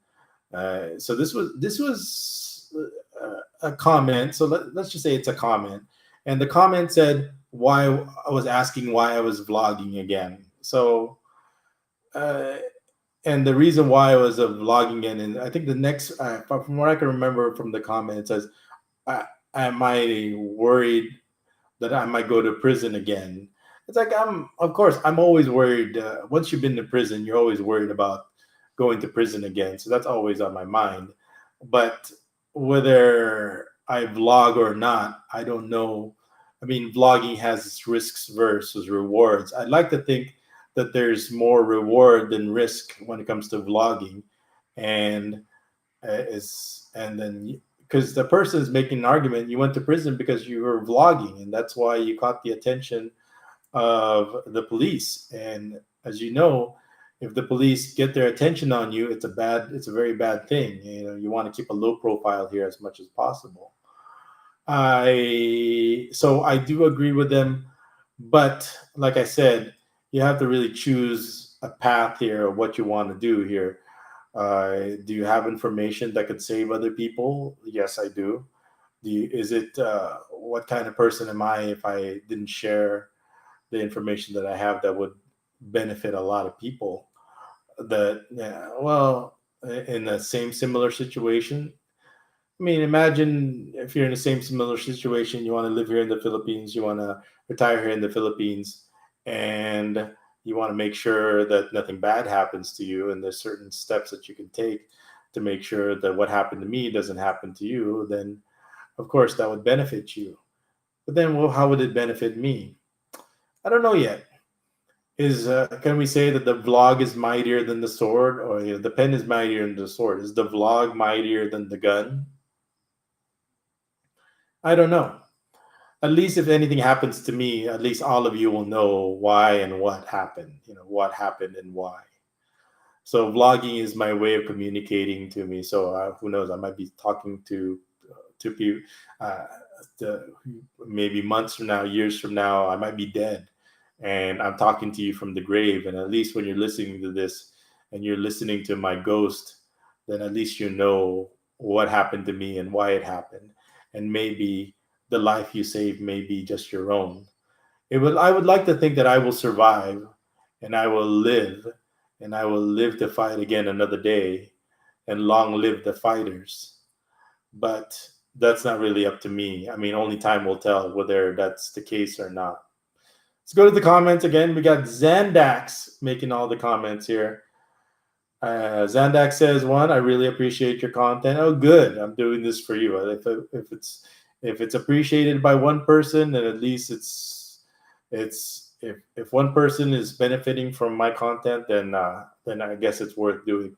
And I enjoy sharing my experience. I mean, one of the reasons why or I experience whatever it is that I experience is because something I have to experiences are something that you have that I enjoy sharing. Whether it's good or bad. If something that I can learn from and other people can learn from, then all experiences should be good. Then if it's something you can learn from and other people can learn from it. And Zandex says your vlogs have given me the best information about the Philippines. And some people will argue with you about that because there are people out there that are married to a Filipina, and all of a sudden they're all experts when it comes to the Philippines. Or they'll say, "Oh, I work with Filipino nurses for a long time," and all of a sudden they have all the information they need when it comes to the Philippines. As for me, I kind of share the information as it happens in in real time, in real life, in reality, both good or bad. And right now, my biggest concern, like I said, is the police. And for them, life and death, or death, is such a is so normal. It's so it's for them. Like I said, if you look at the police in that video, killed is for them killing people is such a is as natural as breathing. That's something that should scare the daylight out of you when it comes to information. And nobody has that kind of information about the Philippines like I do. I mean, you can have anecdotal stories and rumors and secondhand information, but at least the information that I do tell or that I do share are all experienced by me firsthand. So you don't have to guess, you don't have to assume, you don't have to make up stories because I make up stories about me because I'm telling you the story of what actually happened. What kind of moron do you have to be to make up stories or assume stories about me because I'm telling it to you in black and white? Zandak says, I go to Makati for a few months every year and have definitely benefited from your content. Oh, well, good, Zandax one. I'm glad that you have benefited from my content. Makati is a great place. It's very expensive, but I like going there when people invite me to go there. So one of these days, Zandax, when you come to Makati, you should invite me to go to Makati. But I have to warn you that it's on your dime because I have no job, no friends, and no hope whatsoever. So you've been warned, Zandax. So thank you for your comments, especially since you're the only one. There's like obviously there's like only three of us here, but how is your new year so far? I hope that you are enjoying. You know, this is day one of 2021, and 2020 was a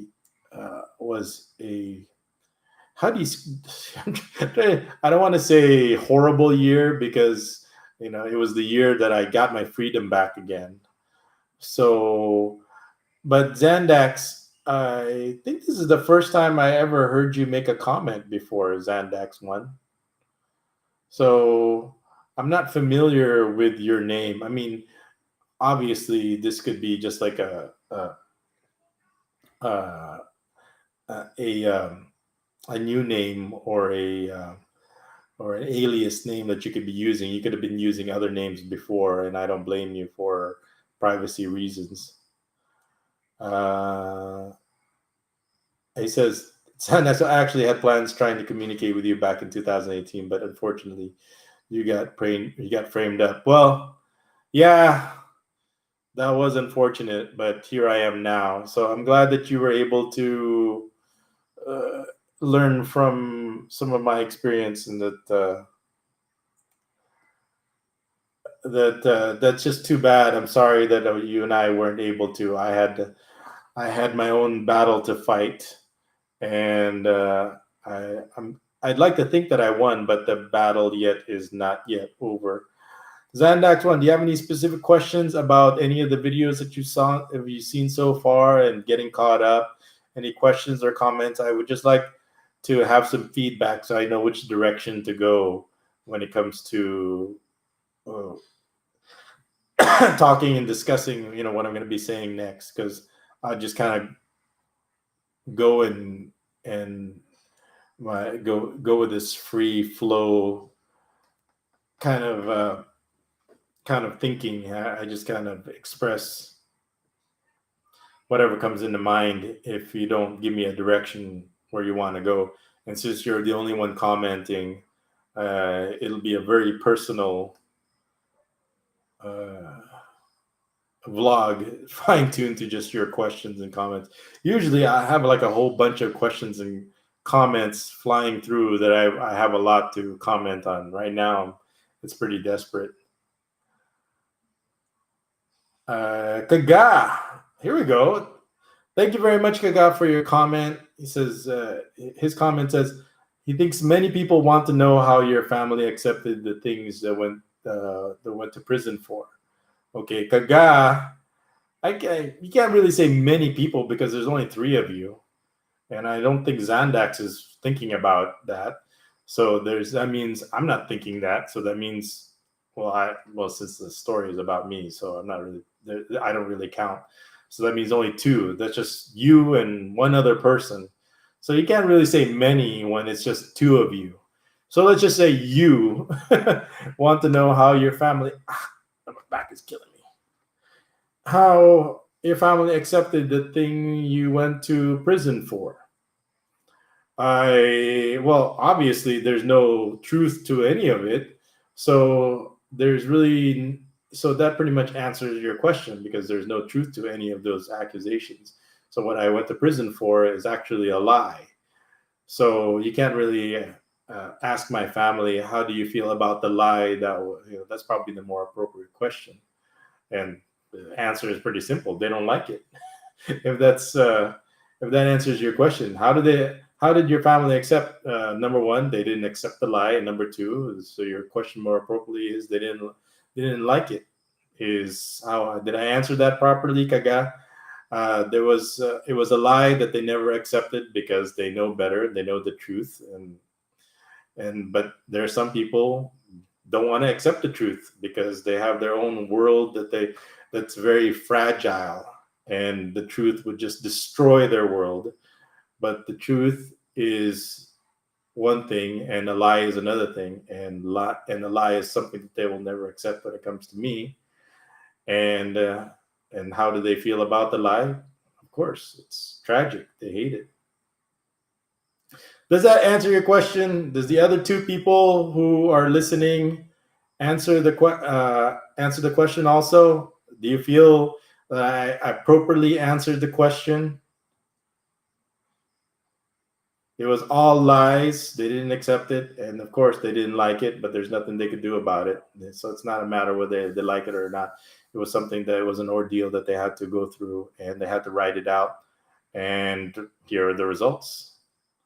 So I could talk about that. I mean, everybody wants to kind of go into my family, which is a private thing. It's because everybody has families. I'm sure, Kaga, you have a family also, and you don't want them to be involved in this. But let's go ahead and since it's like you said, it's a popular question, and I do understand that we get this question a lot. How does my family deal with it? And I recently talked to the boss about it. I mean, we talk about it every once in a while. It's not something that we kind of dive into. It's just every once in a while we'll reflect and we'll bring it up just to kind of appreciate how it's so wonderful to be back. I mean, it's like that song, don't it always seem to go that you don't know what you got till it's gone.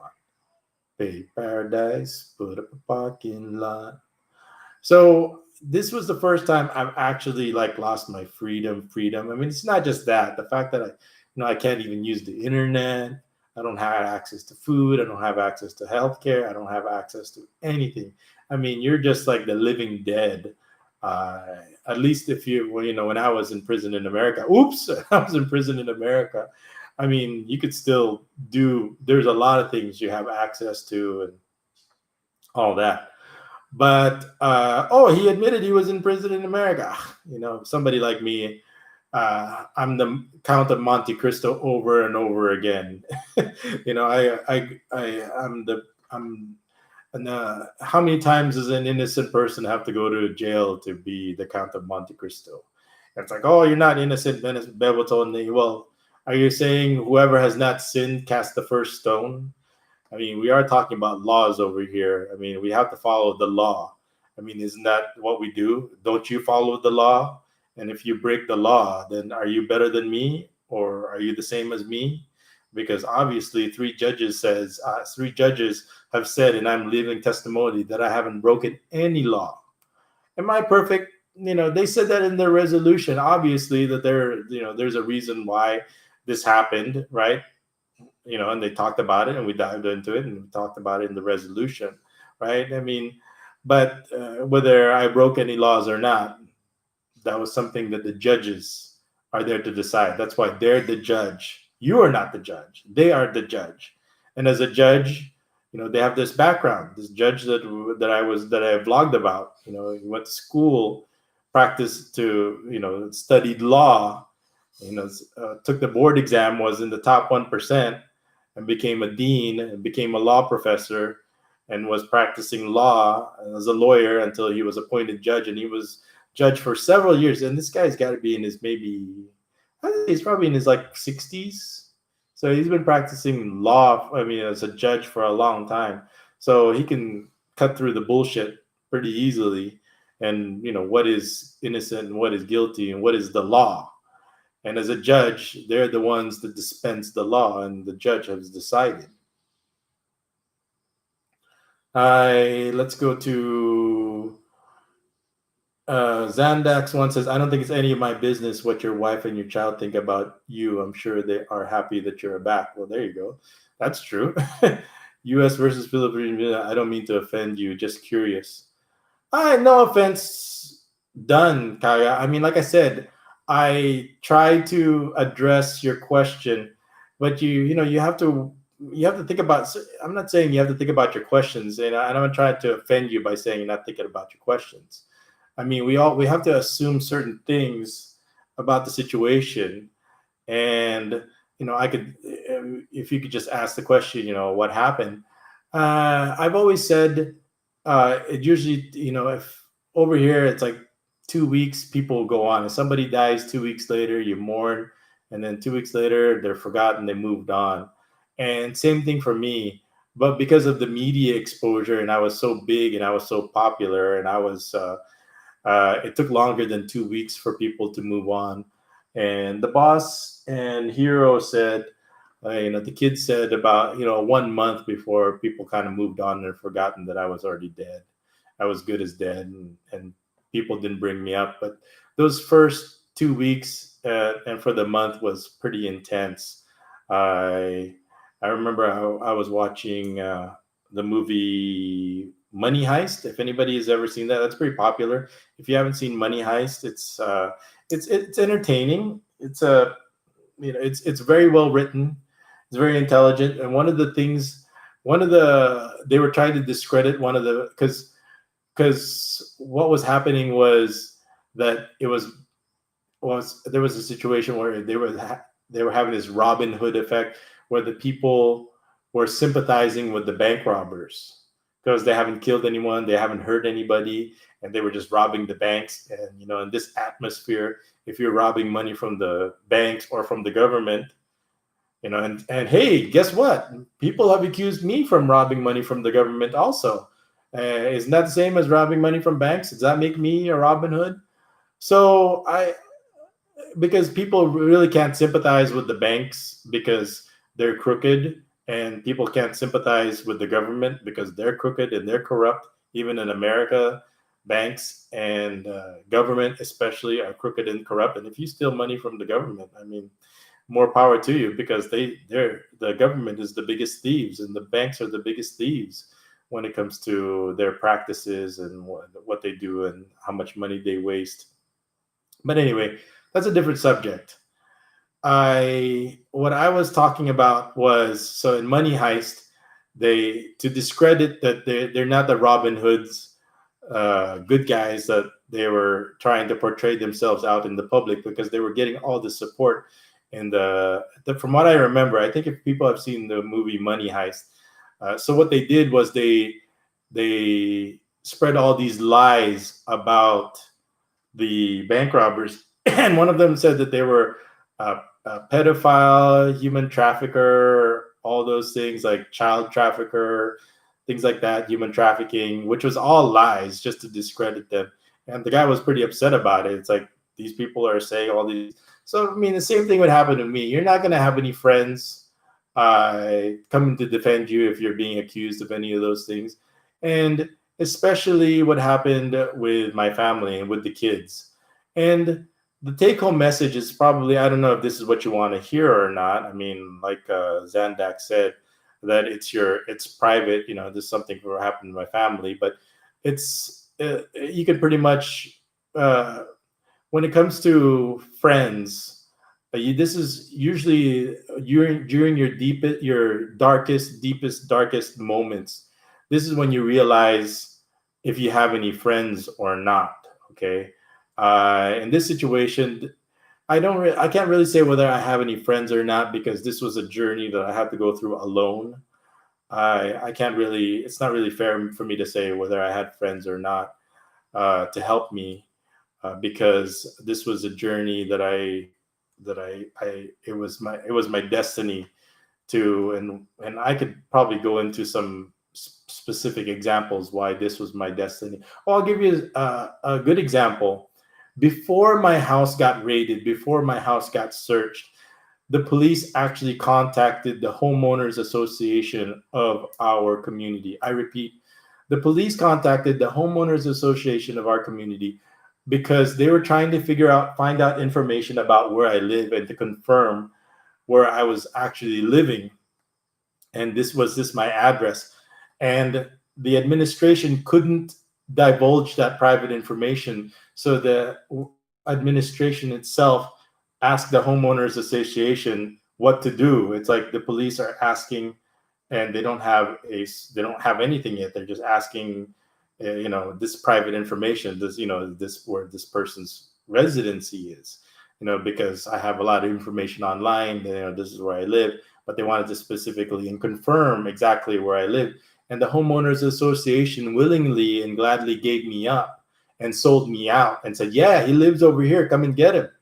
And didn't warn me. I mean, they knew, I don't know, maybe days, maybe weeks in advance that this something like this was going to happen, and they were actually looking forward to it. So the homeowners association of where I live actually knew about it, but didn't tell me. So it was like destiny that this was a journey that I had to fulfill, that I had to overcome, that I had to survive. What those reasons are, I'm here to find out. We're all here to find out what those reasons are. But of course, the answer is going to be, you're going to find out. Now, for the kids, they're going to find out who their real friends are. And fortunately, they actually had friends that stayed their friends. And there's going to be people, they're going to have friends, the other kids that they thought they were friends, that they're not their friends anymore. And the same thing with the boss. That's when you realize which ones are your real friends and which one are your fake friends. And, this is what and, the answer is going to be, it's going to come out who they really are. And the important take-home message here is, this is where the friends you'll know that believed in you and supported you. And then you got the ones that this is where you're going to know who the real shills are, who the real backstabbers are. So that's the good take-home message over here. Now, if you want to really know who your friends are, and the kids, these are their friends that they know at least are true friends, that even though, hey, your dad's a criminal, pedophile, human child trafficker, but I'm still going to be your friend because just because, that's what the media wants to say, it doesn't mean that it's true. And if that's what all the social, the social media out there is saying, it doesn't mean it's true. We don't believe it because we know you, and based on what we know about you, and we would never be friends with a person who's if his dad that's what he is. So it's obviously a lie, and we wouldn't accept it.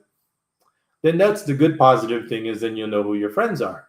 They're not that many, is what the reality is, but that's what it is actually. I mean, I'm not going to sugarcoat it. Then that's where you really know. Of course, these kids have parents and everything, so there's going to be pressure on them. But ultimately, they get to a certain age where they'll make their own decisions, and they want to still be friends because they want to be true friends, and they want to base their friendship on what they believe and what their heart tells them. And if they're strong enough to follow their heart, that's a take-home message over here, Kaga. Does that make sense? Zandax one, Kaga, does that make sense what the story is, what his real question is, right? And same thing. I mean, there was, of course, you already know the answer. There's going to be bullying. There's going to be lots of bullying.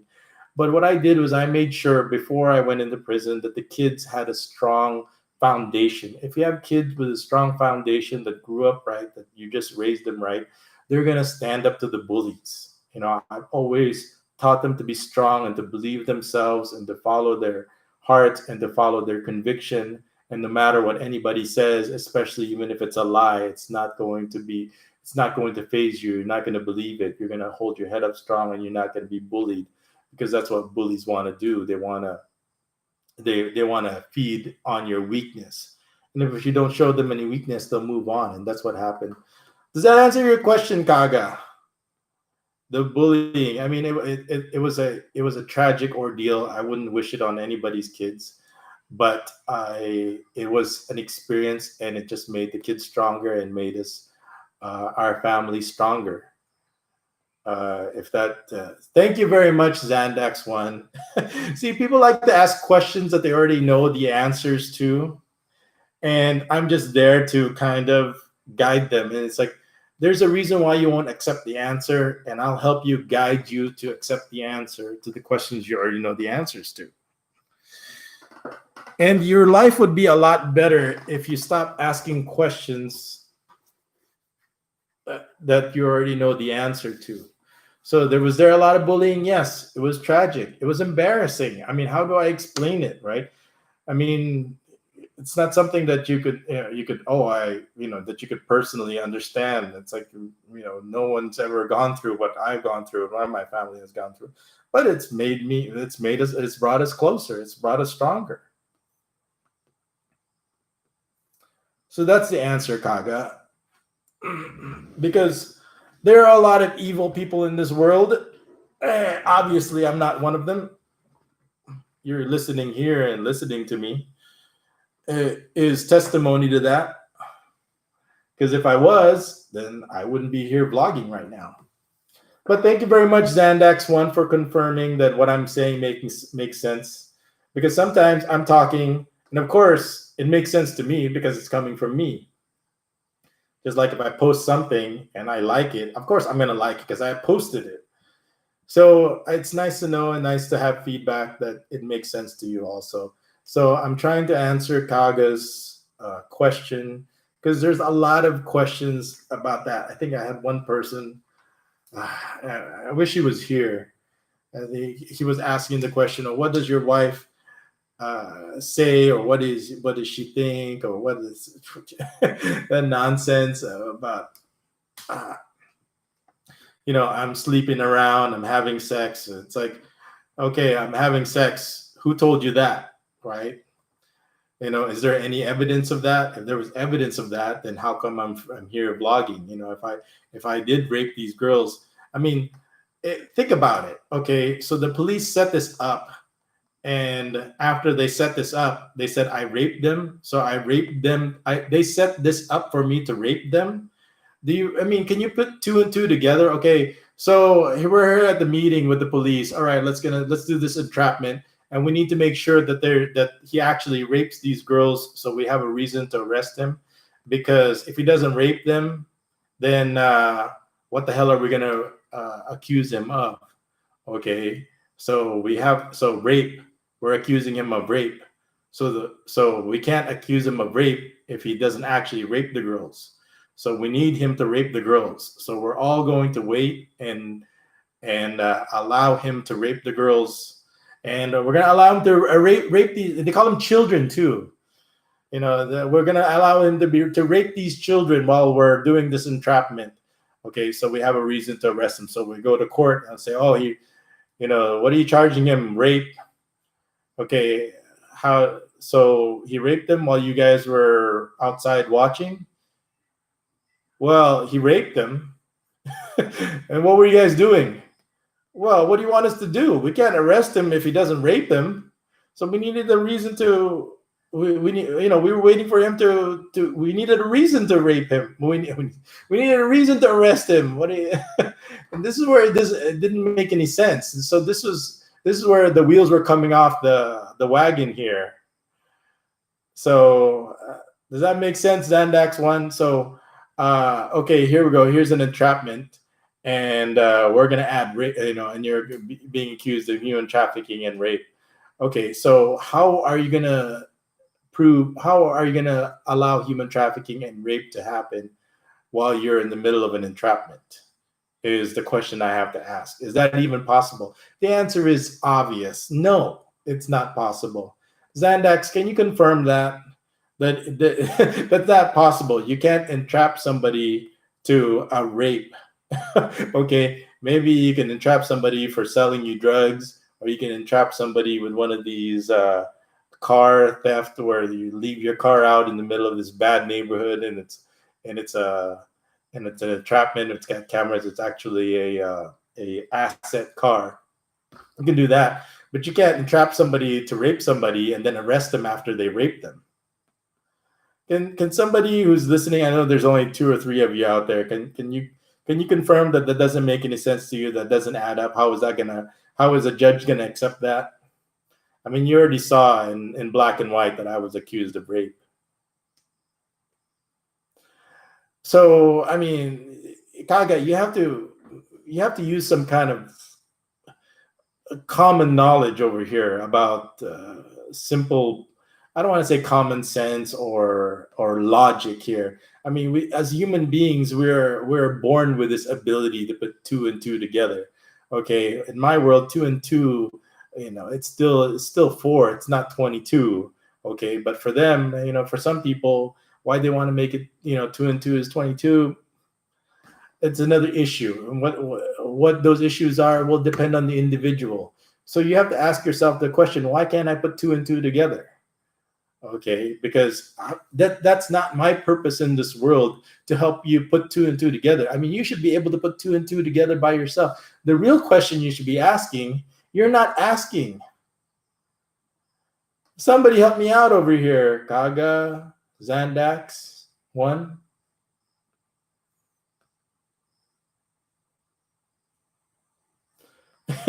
Zandax one says, your whole case is one of the most ridiculous things I've ever heard, but you live in the Philippines. Yes, thank you. Exactly. And why? And I showed you why. There was $500,000 pesos involved in the case. And Zandax one, do you have a theory? Do you have a guess? Do you have, where that money came from? Because I've already left plenty of clues, which I'm not going to answer. I actually told one person from one of our true believers who I actually got was talking to. He wanted to know where that money came from, and I told him where it came from. And of course, his answer was just like yours, exactly like yours. It sounds ridiculous, but it is the Philippines, so anything goes. So that's your reaction right there, is the same reaction that he gave me when I told him where the money came from. So so I'm giving you guys a lot of clues, but obviously I'm not going to tell you the payoff until I have set it up. I have a lot more setting up to do. So if you think it's ridiculous now, it gets even more and more and more ridiculous. I have no idea, but I'm really interested in knowing. Well, you're going to get the idea. So, I mean, I showed it in black and white. And like I said, I like showing black and white. I like showing numbers because you can't argue with it and you have to accept it. It's black and white. I mean, there's no gray area, and just a number. You can't shout at it, or you can't yell at it. You can't bribe it. It's not going to change. You can't extort it. You can't intimidate it. The number is going to change. But there are some morons. There is just some idiots out there who's got some really, issues. You got some serious issues that don't want to accept the numbers and don't want to accept the black and white. And those people, those people got bigger problems than I have. I mean, I've got problems. Yes, I do. I admit them. But I handle them. I take care of them. I solve them. I don't run away from them. I mean, that's one of the things that people are asking me. If the Philippines is so dangerous. Yes, it's dangerous, but that's part. I mean, if you accept that it's dangerous, and I've already accepted that it's dangerous, and and I have this new repertoire of knowledge now, that why all of a sudden run away from after going through that experience and after surviving it, and then just throwing it all away as if I would like to think that the knowledge and the experience that I gained is something that would help me, not only help me, but help others with their experience here in the Philippines.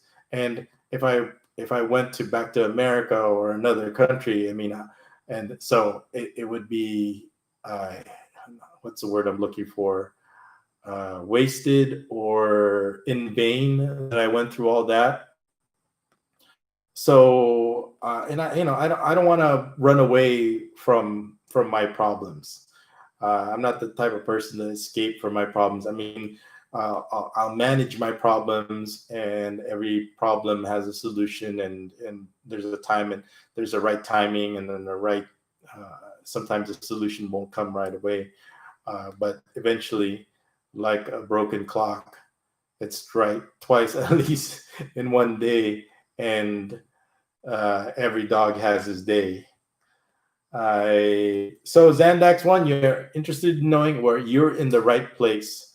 You and three other people are in the. You and Kaga. Kaga, what are you doing? What is Kaga doing? Zandax, can you ask him what the heck is Kaga doing?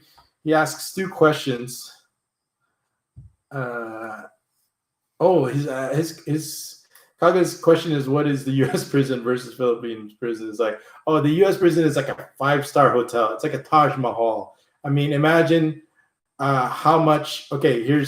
I'll give you an example, and I'll let your imagination do the rest. Over here, the budget for a person over for how much the government spends.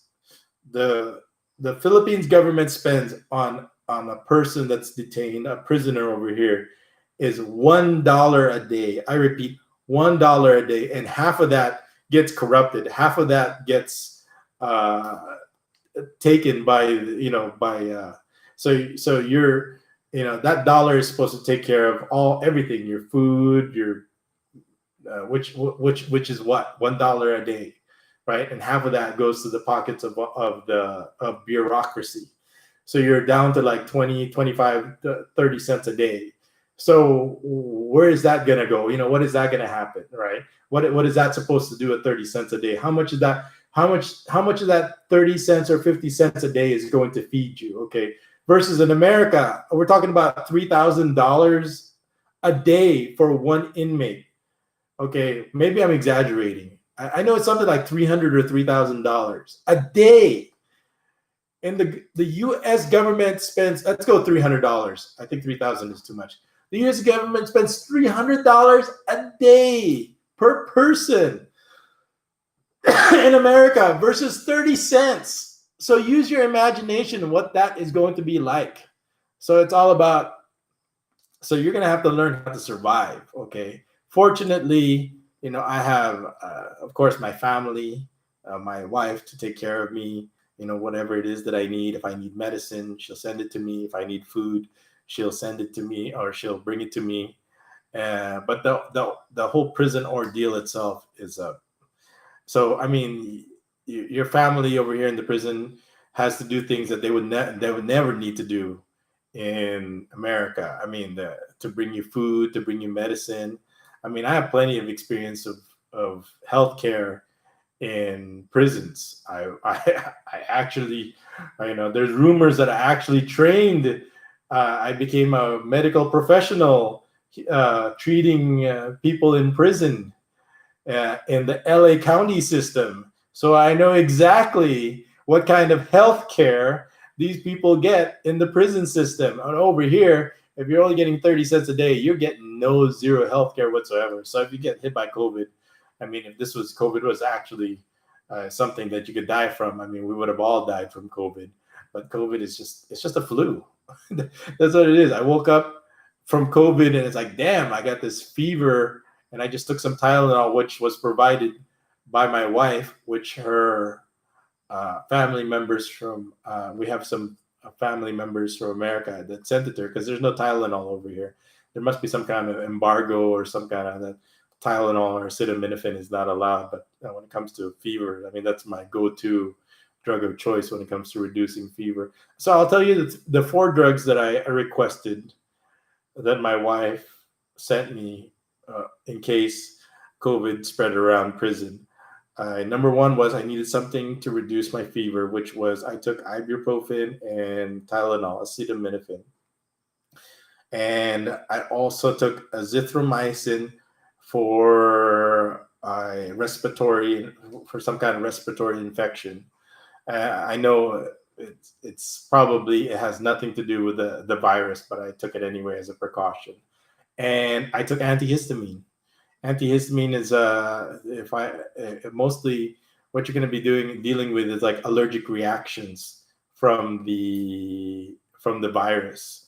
And sometimes the reactions is far more worse than disease, because it's like an overreaction it's what actually causes a lot of the damage to your system that puts you at risk. So if you have a weak immune system, it's this overreaction. So those are the four things that I took from what I know.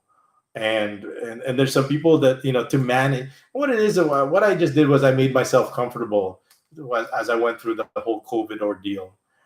There's some people, of course, that didn't have any medicine, that suffered very greatly. I mean, while me, I was comfortable. I was sitting in prison. I'm going, I got no fever. I got no symptoms, because I was managing it. I was managing my symptoms with medicine. I knew how to manage, what is it? Physician, heal thyself. But there was others that suffered. I mean, they lived, but they suffered greatly because they didn't have access to medicine. And imagine if you're running a very high fever, how miserable you are. Me, I was very comfortable. But I didn't tell anybody that I had all this medicine. I mean, they knew I had medicine, but I always told them, "Oh, this medicine is just for me, and you're just gonna have to suffer through it." So that's pretty much in a nutshell. I mean, I have other examples. So food, medicine, basic sanitary needs. You're on your own. It's not going to be provided for you. I mean, the prison will allow your family members to provide it for you.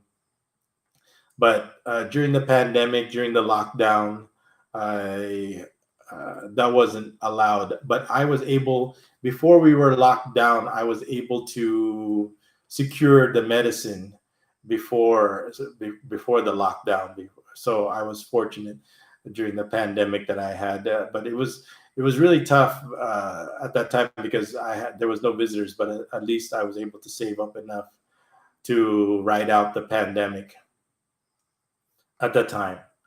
So no human rights versus you get all of the advocates, prison advocates. So there's definitely a big, huge difference in terms of it's like jail in America. It's like people actually want to commit crimes to go to jail in America. In jail in America, you get 3 meals a day, you get health care, you get dental care, you got electricity, you got hot water, you get the best meals, you get to work out, you got this great health care. Gym facilities, entertainment facilities, internet. So don't even make the comparison, I guess, is what I'm saying to Kaga. Does that make sense? Does that answer your question? What is U.S. U.S. prison versus any third world country prison? I would probably say a German concentration camp or a communist gulag is probably more humane than a third world country like the Philippines prison system. I mean, it's not a matter of whether you blame this or you blame. That's just the reality of it. You just accept it and you just move on. These are the things. Just like I was telling you about. Here's a comparison to the prison system. Look at the chief of police. It turned his office into a love nest because because there's so many girls in prison. Right, this is how bad it is over there. That the chief of police get to pick whichever girl in prison gets to sleep with him in his love nest.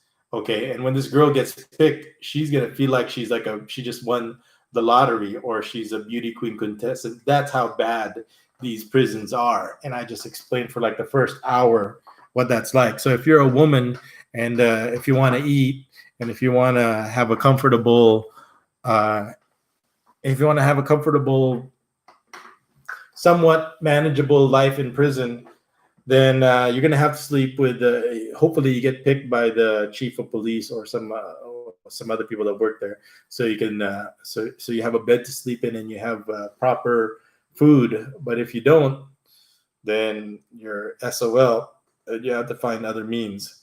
So you feel like, so the girls that get picked for these kind of situations where they get to sleep with the chief of police are actually the lucky ones versus, and that's what, and in fairness, you know what, I mean, I'm sure this kind of situation. The police are taking advantage of women inmates.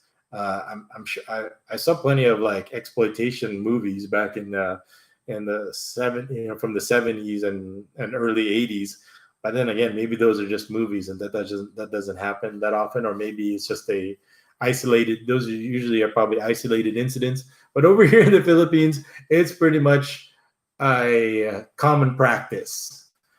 Does that make sense, Kaga? Hello, Kaga. Can you hear me? Is anybody out there? U.S. prisons. So look at that story about the chief of police turning his office into a love nest because he can, and the girls that he picks for his love nests feel like they're lottery winners because that's how Philippine third world prisons like in the Philippines are compared to U.S. prisons. Can I get a confirmation over here on if that makes sense to you or not, or because I can discuss in nauseum and drive the message home is the difference. Hey, no comment. So no comment. I think maybe Kaga is having lunch already or late lunch, and Zandax one is having a snack. I mean, this is my fault. I mean, I should have assumed that today is a bad day. To have New Year's Day is a bad day to have a live stream because nobody's going to be available to listen to. I mean, I respect that. I mean, people have their lives. I mean, especially for the last 3 years, they moved on, and maybe that's my problem. It's like, why am I vlogging, talking about the past? I haven't moved on. Oh, there's plenty of people. I mean, I was in America back in 2007, and that was like 14 years ago, and people still can't move on from that. So those people really need to move on. But for me, maybe I haven't moved on. Maybe I need to move on. Maybe I don't know, but there's 4 or 5 people over here that are saying that no, you can hang out here. And I guess as long as there's like one person out there that's willing to listen, then I guess it's worth doing. Especially for you, Zandax one. He says, "Yeah, Zandax one, you're correct. I'm having a snack." He's probably like watching Netflix at the same time while listening to me. That's what I would do. Well, number one, I wouldn't listen to me. Number two, there's like so much Netflix that I need to get caught up on in the last 3 years. I know Money Heist is like on season 4 now. I think I watched the first 2 seasons, but I need to watch the last 2 seasons. And at first, it's kind of funny. I watched the English dubbed, not subtitled, dubbed, and it was off. And I right away I noticed something was off. I mean, they look like they're Americans. When I first started watching Money Heist or Casa de Papel or House of Papers. I don't know why they didn't call it House of Papers, but they called it Money Heist in English instead. And it was weird how they were talking in English. So here's my problem with Money Heist. It's not like they were talking in, I think, Spanish. I think it's from Spain. Money Heist is from Spain. Well, it's Casa de Papel is Spanish. They weren't talking in Spanish. They were talking in English, but because it matched their mouths, but it didn't match the tone. So they were speaking in English, but they still dubbed it anyway in English with another voice actor, even though they were speaking English. And I assume because the accents might have been so heavy that they dubbed it with an American accent or with a Western accent. I know it was a European accent when it comes to what the Money Heist. I mean, is anybody else watching Money Heist except for me? Oh, he's playing PS5. What are you playing on PS5? The kids have a PS4, and they kind of are wondering whether we should get the PS5 or not. I don't think it's worth it because there's really not much difference in terms of games and performance, and it's not like it's jumping from like the ColecoVision to the Nintendo Entertainment System, or from the Nintendo Entertainment System to the Super Nintendo Entertainment System. Those are pretty big jumps. But the jump from PS4 to PS5, I don't think the risk or the cost versus when I do the cost versus benefit analysis, I don't think the cost of a new PS5 is worth the benefit. But if somebody wants to give me a gift of PS5, just like the PS4 was a gift, I'll take it, because before that we were just using the Xbox 360 because that was another gift, because I just couldn't justify getting an Xbox One. But eventually, Michael B gave us a Christmas gift to the kids, the PS4, which is what they really wanted, and they've been enjoying it. But right now, I don't know whether the cost versus benefit for a PS5 is. Can you clarify, Zandax One, what the cost versus benefit is, the PS4 versus the PS5? I mean, I should look it up, but from what I assume, and you could tell me if I'm wrong, that the cost versus benefit is too high for the very, very little benefit that you get. I mean, if you have the money, then go ahead and go out and get it. And because I know some people, they always have to have the latest and best and greatest thing, and they don't want to think about it. But from me, especially here in the Philippines, you have to kind of look at it, everything from a practical point of view. So, but Zandax One, I know you can watch Netflix through your PS5 because the kids and the boss watch we watch Netflix on the big TV through the PS4. Any other questions? So Kaga is the only person that had a good question. So he wanted to ask what my family's reaction was. Zandax confirmed that I had that was a good answer, and then they already knew, which they already knew what the answer was. And Kaga's second part was, what was the U.S. prisons like versus? And that's why I tell these police stories, to give people an idea of what it's like, that you're willing to sleep with the chief of police so you could just have a warm meal in your stomach. Then what does that say about the third world prison system? Can I get a confirmation from Kaga that I answered his question properly? I'm sorry that it took a while. So let's get to so if nobody has any other questions, I'm going to go ahead and probably end this live stream sooner rather than later. It's been going on 2.5 hours, and I don't think that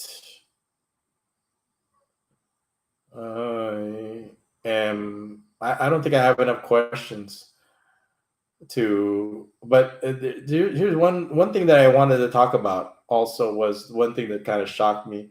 I have never experienced this before, was that if you look at the video, the vlog that I did about, the title, deprivation or denied of a defendant's right to counsel of his own choosing, and that video for 1 hour and 15 minutes, I couldn't believe it. No comments whatsoever. Not one single comment was made. I mean, there was likes and dislikes, but after that, I mean, this was like a 1 hour, 15-minute video, and I showed a lot of information, and I showed the transcript itself. I didn't sugarcoat it. I didn't add anything to it. I just read it out loud for what it says in black and white. And I thought that people would react to it, that it would move them to comment on what the judge's decision was, or what the people were saying, what the attorneys were saying, what the public did, what the prosecutor was saying.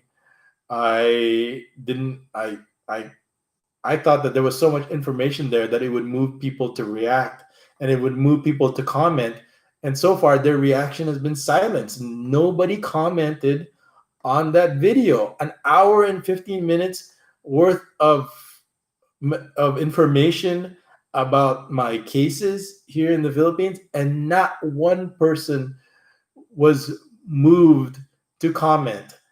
I mean, do we make the assumption that the no reaction is a reaction, the no comment is the reaction? And how are we supposed? My question is, how do I interpret, or what is the right way to interpret the no comment? Like, absolutely not even the haters, not even the trolls, not even the insecure, jealous hypocrites made a comment about it. And I was shocked. I was sitting there thinking, I would like come home from training with Hero, and I would like read the comments. I mean, what would be the reaction? Nothing. Zero. Silence. And there were plenty of views on that video.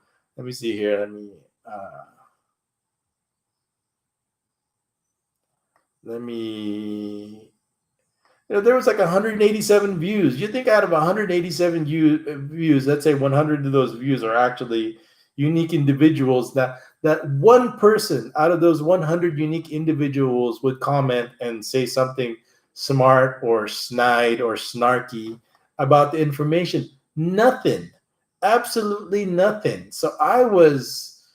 How do you interpret that? How do you interpret the absence of reaction to that? I mean, obviously there's information over there, and there's a lot of things were discussed, and I shared a lot of personal information that would happen to me, but nobody commented. So what is the take on that? What is the react? What is the how do you interpret the non-reaction, the silence of the lambs, the no comment to that video whatsoever? Zandax one says the PS5 is 4K, so I had to upgrade my TV also from a 1080 to 4K. I think PSI is worth the price. Well, I don't have a 4K TV, so if I got it, I I wouldn't, and even then, I don't think I would appreciate. And my argument is, I don't really think I would appreciate the 1080 to 4K jump. I'm sure you could see the difference, but I don't think it it changes the gameplay. I don't think it. I don't think I will say, oh, this looks more realistic, or I don't. I think it gets to a point where it's saturated enough that the gameplay feels the same to me versus the 4K. I mean, this is not like jumping from Atari 2600 to ColecoVision, where all of a sudden these pixels actually look like Donkey Kong versus just a bunch of blocks on the screen. So the jump from 1080p to 4K, I mean, I'm sure you could appreciate like on a big old 60-inch screen, that would cost thousands of dollars. But right now, I mean, from a practical, if I had the money, I would. And if I was in America, I probably would do what you did. But here in the Philippines, I don't think it's practical when there's other things that I don't have that I could spend, that I need to spend the money on. I can't spend money on something that I already have when I have a lot of things that I don't have that I need to spend money on, is what I'm saying. But for other people, they already have everything and they don't need to to buy. They don't need the money for something that they don't have yet. Then yeah, doubling up from PS4 to PS5 makes sense. But it's still, when I was in America, I made the jump from those big projection TVs, the big screen, like 55-inch projection TV where they project it in the back of the TV, to plasma, to LCD, to LED. So I do get it, from those jumps. I can understand going from plasma to LCD to LED, but to go from 1080p to 4K, I can't. Like I said, I have so many other needs that I need to put my needs over my wants. So Zandax is his opinion. He's making it clear that he thinks that the PS5 is worth the price, and I don't even really know what the price is, but you have to upgrade your TV also on top of that. And yeah, TVs have gotten much cheaper now, but still, it's I have other things that I don't have that I need. So good news is there's 7 people watching right now. So it went from like 3 or 4 to like we doubled it from like 3 to 7. So thank you very much for the people that are coming. It gives me more motivation to continue. To really, for me to do the 7-hour, 8-hour live streams, I can't do it by myself. I need people to be commenting or making questions. Right now, thank you very much for Kaga and Zandax one, but for everybody else that's here, damn, so you almost have to spend $2,000. Jeez, you can get somebody killed here for that kind of price. You're gonna get 2 people killed for that kind of price here. $2,000. And I say that because that's like the first thing people in prison tell you. It's like, oh, if you just pay my bail, I'll make your I'll make sure your complainants never show up again to anything.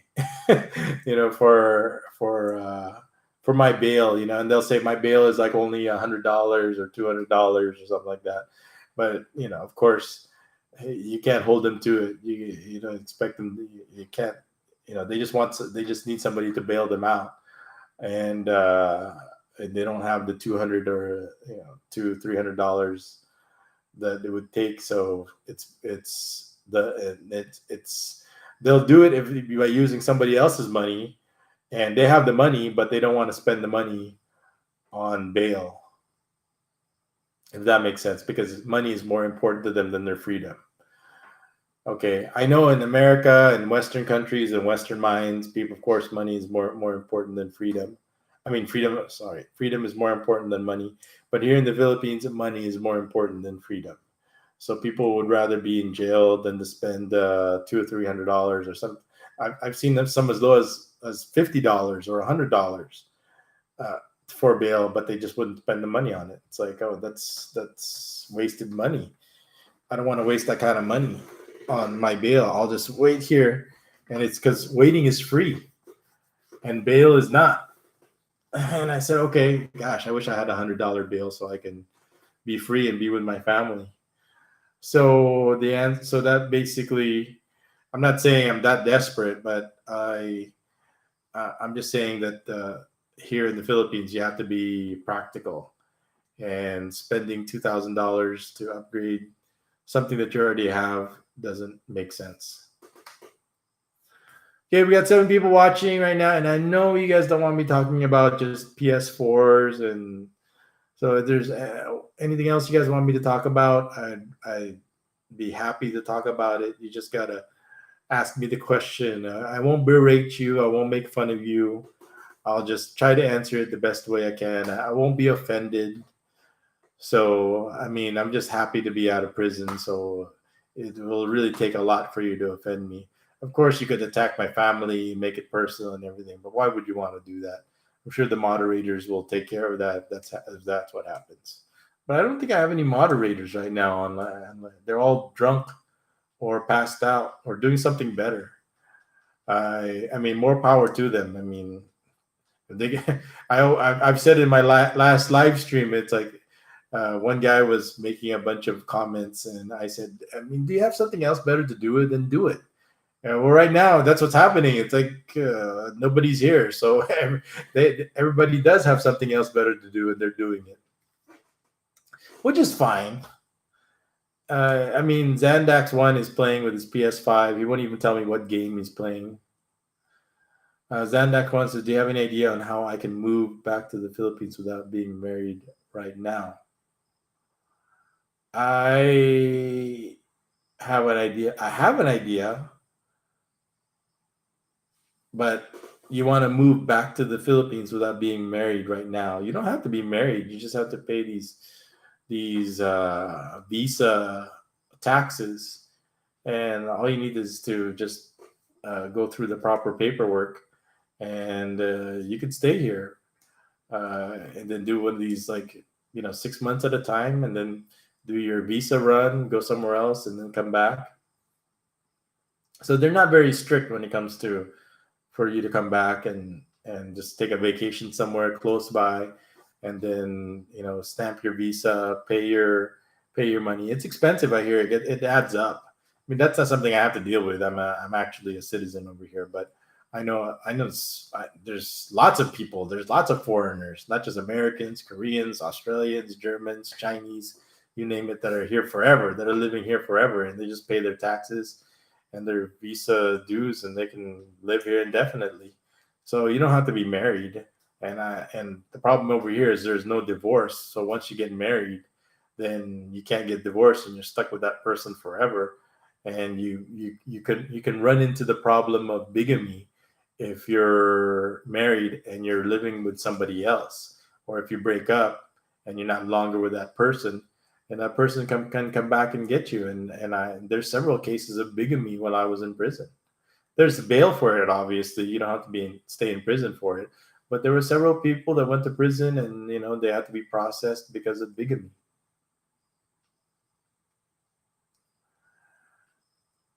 Yeah, okay, I see your point there, Zandax one, because of the COVID right now. You're just gonna have to wait. I should have said that right away because of there's all these traveling restrictions right now. You're just gonna have to wait until, and then you're saying, "Oh, I can't wait. What am I supposed to do?" Well, you're just gonna have to do these online.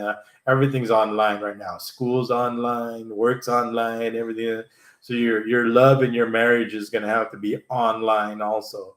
I mean, it's just you're just gonna have to wait. I mean, it's not going to be forever. It's not going to be like this forever. I mean, you don't want to deal with the bureaucracy right now. So that's why we don't. I mean, we don't go anywhere. I mean, I don't think it's worth, unless it's something you want. I mean, it's something you need. But in terms of what we want, we don't go anywhere. We don't go on vacations. We don't. I mean, when I got out of prison, I wanted to travel and take the family to a nice vacation. But where the hell are we going to go without having to go through a bunch of COVID hoops and nonsense and bureaucracy? So Zandax one says he's actually playing a game on a PS4 game called Days Gone. So it's retroactive or whatever, retro, like the PS5 can play PS4 games. So that's like a concern, always a big concern of mine. It's like, what about all your PS4 games? Can you play it on the PS5? So I think the answer is depends on the game, because some games they don't allow. They want you to buy the PS5 version so you can play it on the PS5. So I mean, I think Microsoft is a real a-hole about that. They don't want you playing games on cross platforms. But I think it depends on the game. But I think PlayStation is pretty good about it. So he's playing a PlayStation 4 game. So you're basically supporting my argument that why get a PS4, because I know that PS4 is not playing K4 on your PS5 on a 1080 on a on a 4K screen. I don't think a PS4 game that is not 4K. Unless I'm wrong, but I assume that they just kind of down downgrade the resolution, downgrade the resolution to 1080p or whatever it is to accommodate the PS4 game. But I could be wrong. I mean, I'm no expert. Zandax one says also the games load really fast on the 5. Okay, well, over here waiting is free. PS5 is not. So here in the Philippines, if you can do it for free, then free is better than. And if all you have to do is just wait a few seconds, then we'll just wait. And no matter how really fast it is. So, I'm getting sleepy. All right, so if there's no other questions, I'm gonna go ahead and go to sleep because it's 3:00. I'm probably gonna get like about 4 hours sleep. Wake up at 7. Start doing my chores. I usually do the dishes, take out the trash, clean the kitchen, and then take Hero. And then I got some things to do around the house. I take Hero for training. That's usually like around 2. Go to the gym. Oh, you know what I usually do also is that's when I do my vlogging, is when I wake up in the morning. First thing I do is see what kind of vlogs I need to do. Yeah, Zandak one says I have to go work. So yeah, well, you have to work on New Year's Day on a holiday. You must get paid. You must be really important to need to work on a holiday. I mean, there's people well, most places are open now. I mean, in America, jeez, it's like there's nobody takes a holiday anymore. Even I remember Subway is open during Christmas or Thanksgiving. Yeah, people want to buy Subway sandwiches even on Thanksgiving. I mean, there's some people that gotta have a Subway sandwich. I'm not saying you work at Subway, Zandax one. I'm just saying, you must be very important that you need to. I assume you're very important that you need to work on holiday. You're not one of these people. Like I said, I had this one lawyer neighbor. He was telling me that they don't know if he's supposed to be working in Dubai because he works for Shell as a corporate lawyer for Shell, and he's here in the Philippines, but he should be in Dubai, and they don't really know where he's at, so he's just kind of hanging out. And I go, man, how important are you to the company where they don't even really know which country you're at? Is what I'm asking myself. He's like, well, they don't really know if I'm in Dubai right now or I'm in the Philippines, so I'm just gonna hang out here in the Philippines and just pretend that I'm in Dubai by just like submitting, making it look like he's just submitting stuff online and making it look like he's still in Dubai, so the people here in the Philippines won't put him to work because they think so. The people in Dubai think he's still in Dubai, and the people here in the Philippines still think he's in Dubai because he's just submitting a lot of his work online, which he could do here in the Philippines. So, but that's not you, Zandak one. So the only holiday I get is Christmas Day, but I normally only work 7 months out of the year. Okay, well that's good. You must work for 7 months out of the year. So that means there's half the time. So you're 1 month on, 1 month off. I think that's the oil industry, huh? You work for the oil industry because I know they go 1 month on, 1 month off, and they do a lot of overtime. So that's why they can take 1 month. So they do the overtime, and they get paid double. So they can so so they're doing 2 months worth of work in 1 month. Is what I'm is that from what I know from the people that I've known that work in that industry, and because they say, oh, they'll work really long hours during the month they're on, and they'll work a lot of overtime. Then, but we're not here to talk about Xandax's job over here and having Christmas off. We're here to talk about Bebots only. Is anybody out there that's got another? I mean, there's like three other people, or I mean, six people watching now. So minus Xandax and Gaga, that's three other trolls listening. So I'm sure you three out there that are listening have some kind of question that's kind of itching at you, bothering you, that you want to ask, but you're afraid to ask me because you're not afraid of the answer because you already know the answer, but you're afraid of me telling the answer. So now that it's out there, you can't unhear what you heard already.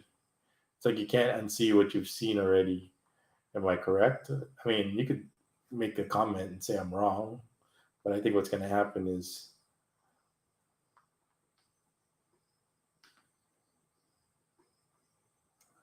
oh, yeah, Zandax one goes, I work in the natural gas industry. Yeah, the person I was knew he worked for the oil industry. He drives those big, huge trucks that takes the oil, those shale stones, and they do like 16-hour shifts. They do like these crazy shifts, and staying open and then like falling asleep was like a big problem for them. And it's like, why did they work such long ass hours then if falling asleep is such a problem? Why did they make them uh, work so long? Just driving 16 hours. I mean, it doesn't make sense, but I think from when they were doing the math, it made because they were on a schedule that it made sense to do those 16-hour shifts. Anyway, Zandax one, you are a smart. No, I'm just relaying what I talked to with some people. Some people who told me that's similar to your schedule. They tell me about their schedule. I go, oh, that's because I asked them. It's like, oh, how come you can stay in the Philippines for such a long time and then work, and then they tell me.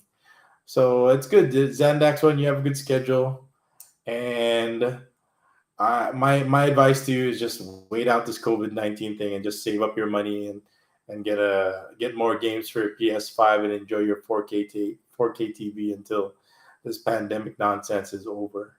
It's probably the best thing to do. I mean, you just have to wait. I mean, it's it's an act of God, so there's nothing you could do about it. I mean, this is God's natural way of selection, of weeding out the herd. You know, the old and the sick people and the not worthy that are not strong enough. I mean, you can't. I mean, that's not fair. You can't say, "Oh, are you saying Trump is worthy of surviving while my aunt or uncle?" I mean, I mean, I don't have any immediate direct relatives that I know died from COVID, but I know people who have died from COVID. And the person who was involved in my case, who died, so there's death. So is didn't die from COVID. I mean, there's plenty of people that died from COVID over here, but they're not someone that I really know personally.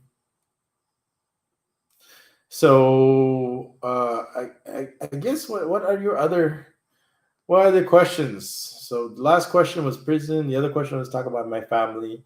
My family is doing great. Obviously, they're so happy and excited and so glad. I mean, when we were having Christmas together, I mean, you don't know the feeling that just overwhelms us. The fact that we're together. I mean, we reminisce about how horrible. I mean, I could talk about the horrible experiences before the pandemic when it comes to like uh, food and medicine and hygiene things like soap, toothpaste, toothbrush, things like that. You know that my wife would bring me. She would like visit me once a week. No, not once a week, maybe twice a week to bring me food and medicine and other things that I would need. And the whole process of visiting me in jail is so long. You could wait up to 2 or 3 hours in line because there's like a line.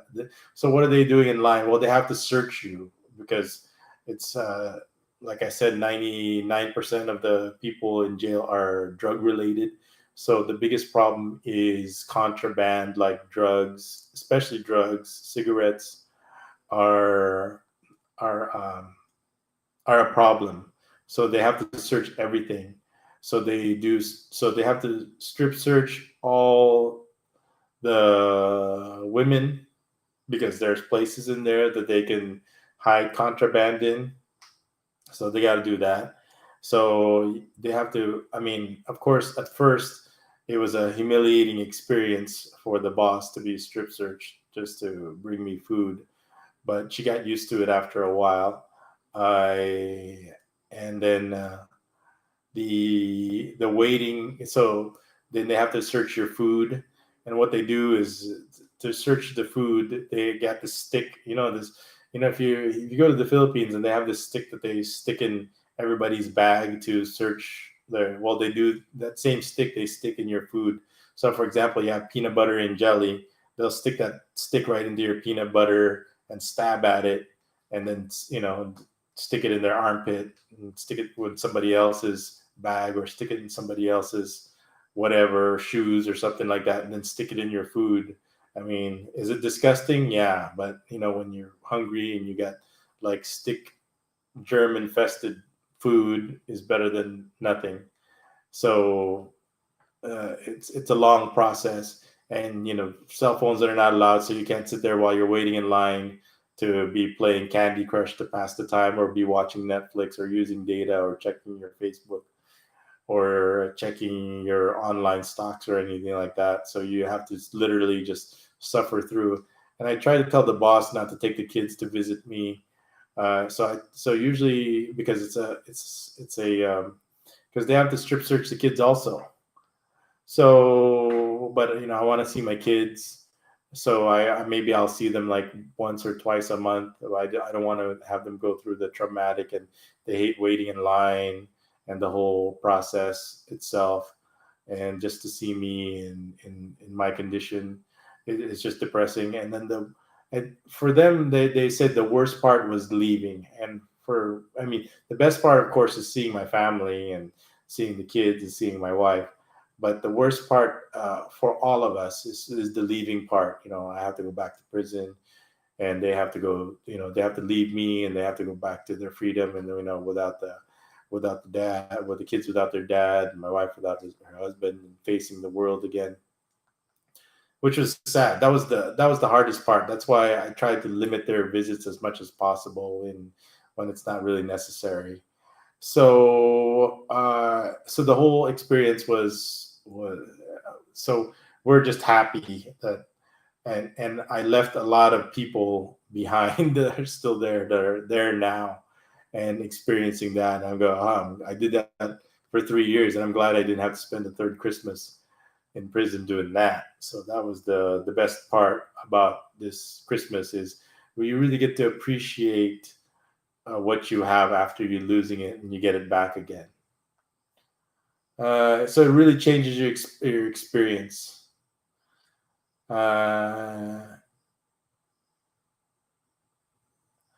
Zandax one says, when I am in the Philippines, in my experience, it seems like the Filipino men I meet seem kind of shady to me. Oh yeah, well, they need money, so you can't trust anybody that wants something from you or need. The saying goes is you can never trust some. You can't trust anybody, not regardless of it's men or women. I don't want to sound like I'm sexist here by saying just men, both men and women. You can't trust anybody that needs something from you. I repeat, there's nobody. So that means there's nobody here you can trust. So yes, you have very good reason why they're all shady to you. Not just the men, but the women, because you can't trust anybody that needs something from you. I repeat, they all need something from you. So there's no one here you can trust, except me, of course. Do I need something from you? Yeah, but I'm not going to sell you out for it. I have it's for me. I attract more bees with honey than what the people here are planning on doing, versus extorting you and blackmailing you. Uh, from what I went through, it's better. I'm kind of I was I was in the service industry where I make more money making people happy instead of making them miserable. So Zandax one says, my current girlfriend's younger brother actually tried to scam me for a case of beer when I first met him. Yeah, they'll do that, and to you, it's a scam. For them, it's normal. It's not a scam. It's normal. How are you supposed to? How else are they supposed to get beer if they don't? They can't just ask for it. That would be too simple, right? Because they wouldn't get the beer, because if they didn't scam the beer from you, how else would they get beer? Because no one's going to give them beer. Nobody here is going to give them beer unless they scam for it. I mean, does that make sense? That next one. I mean, I'm not saying let's blame the victim over here, but scamming is how they get what they want. Because if they didn't scam, then there's no reason for them to get what they. Yeah, you could just say, well, I would have just given you the beer if you just asked me for it. You don't have to scam me for it. But that's not how it works over here. You can't just ask her, hey, I want beer, and they'll just give it and they'll just get it. So they have to scam for it. How else are they going to get beer if they don't scam for it? Yeah, you bought them the beer, but nobody else is. That's you, but no, there's no other person like you. So how else, without you, how else are they going to get beer unless they scam for it? So for me, if I wanted beer from you, number one, I would ask from you. And if you didn't ask from me, I would ask you, okay, well, what is it that I could do for you so I could get beer, so we could both have this exchange, this bartering system. I mean, that's kind of like the American way here. I mean, that's how I develop my business and my repeat business, is like by making people happy. I mean, I made a lot of money in America through repeat business. I made my money in repeat business while I was in America. He bought it with my current girlfriend's younger brother. Yeah.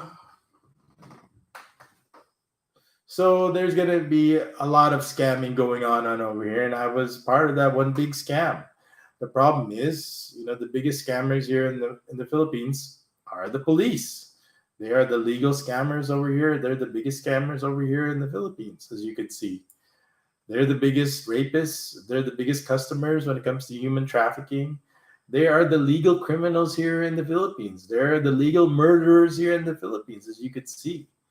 They're the ones who hold the keys to the prison. So it's like that's what you have to worry about. I mean, if you live here long enough, that's going to be a big concern.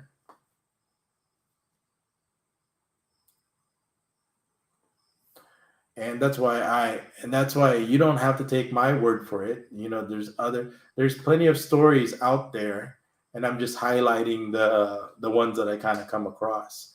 I mean, it's like roaches. If you see one, there's dozens and dozens that you're not seeing, or that's not being reported.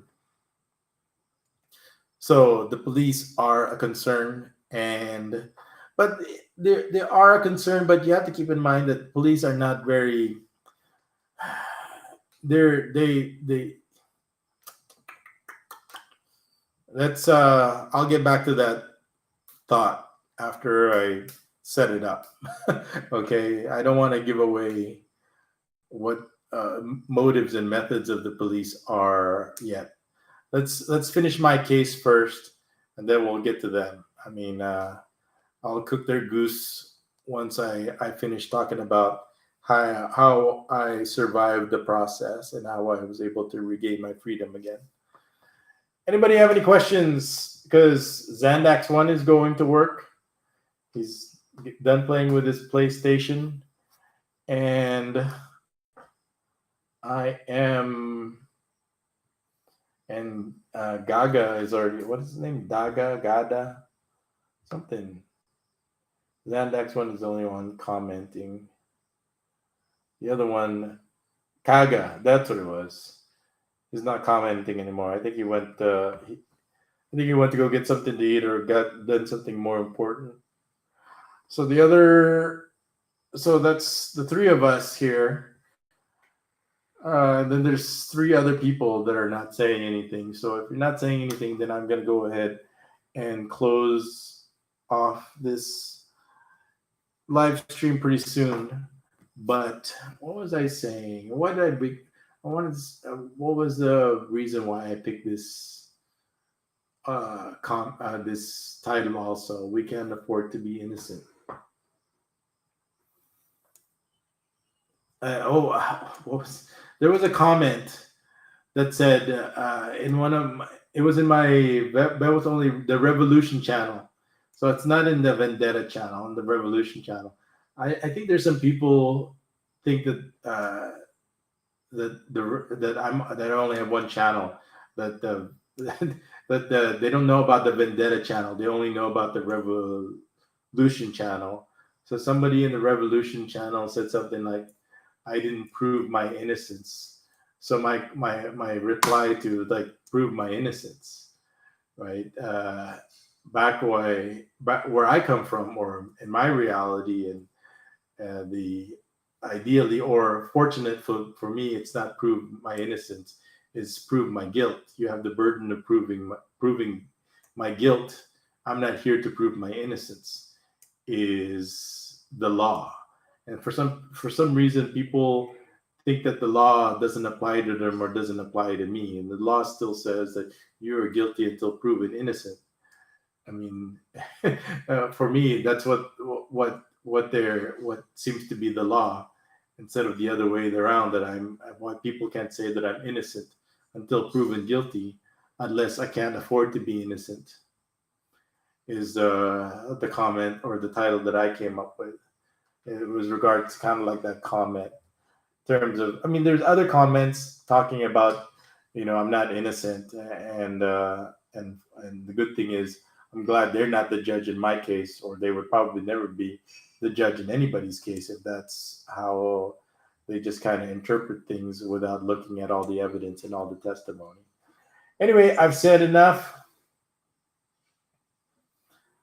And Zandax one says, hopefully I can catch you live again soon. Yeah, I'll be live again another time. But like I said, right now I'm very busy with Hero, trying to get him back into shape. the reason why we got into football in the first place was he was getting fat. Uh, so we got into football so to exercise him, and he got really thin actually. And then when the pandemic hit, he got like this. His appetite, because he's a growing boy, is high, and his metabolism is high, and he eats a lot. But there was no exercise, no football, no games for like almost a year. For a year, this March it'll be just like 2 or 3 months. It'll be 1 year total, and so it really took a toll on his. He gained a lot of weight. So I want to take the next 2 or 3 months to really try to work on that. So we take about anywhere between 3 to 5 hours a day trying to work off all the food that he eats during the day. So that's what I've been up to. He has this dream that he wants to play football. That's at a high level. I'm not saying like professional, but it would be nice. It's like he wants to play in the Olympics or the Sea Games or at the national level locally anyway. So I'm doing the best I can to number one get him prepared.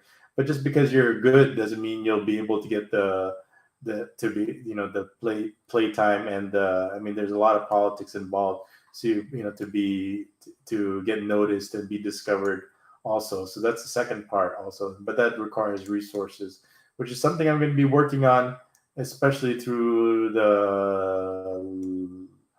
the vlogs. I'm going to try to help with his football career, or his football endeavors.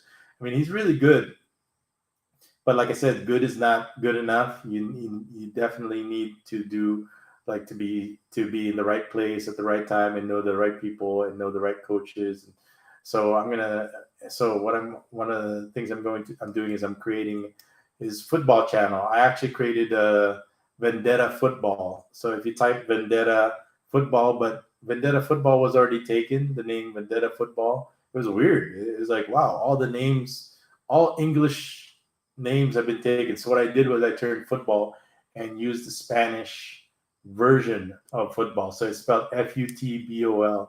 So right now I created it last night. So hopefully that will help get him sponsors, especially for his games, his football equipment, and his private coaching. I mean, we do our own coaching, but there's only so much I can do. I mean, he also needs professional coaches that they could teach him other special techniques, because I don't have the background. I mean, I can work on his stamina and his conditioning and the basics, but when it comes to tactical skills and specialized skills when it comes to football, I'm really deficient at, and I really need the help of a professional player coach to get him to the next level. So I'm creating a separate vlog YouTube channel concentrating on his football. So that way he has a good chance of actually achieving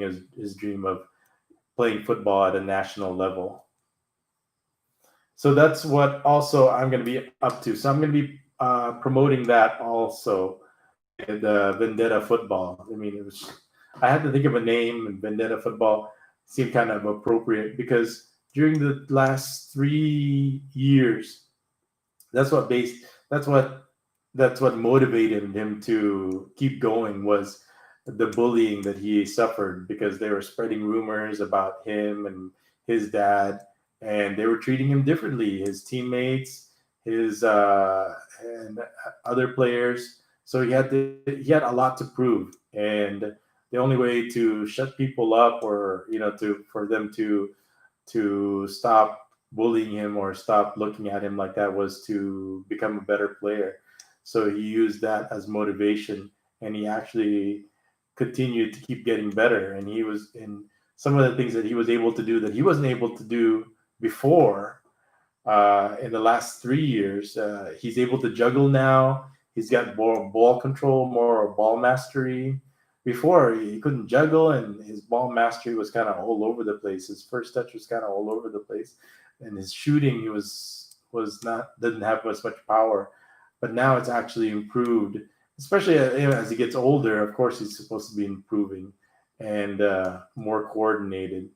So he's got the skills to be able to compete at a high level, at a national level. And like I said, it's just getting the right, being at the right place at the right time costs a lot of money and resources. So I'm going to be doing a separate channel to get support for his football. So that's what we're doing with the kids. And the boss is another issue that I'll talk about in the next live stream, but I'm making up for lost time with Hero in terms of his football. We've been practicing every day for the last 2 or 3 weeks now. I mean, I've only been out of jail for I think a month in November, and it was just December yesterday. So yeah, I I'm getting a lot done in the short time, and that's one of the things. Also, is like I'm not putting off anything now. So before I would be lazy. It's a life changing experience, and it's changed me. I mean, there's some things about me that haven't changed, but some of the things is I've definitely uh, I don't.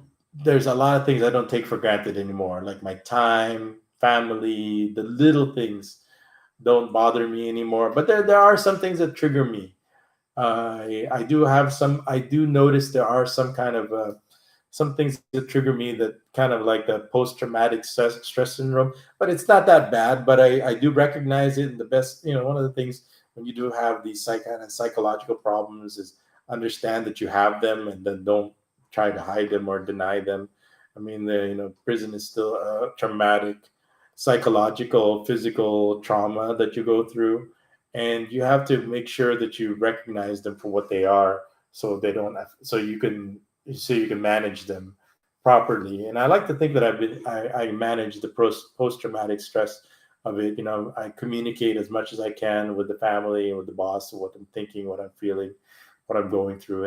And part of these vlogs also is for me, to kind of to reason my way out, and to kind of to think my way out of some of the why, what, how, and so I won't be so angry.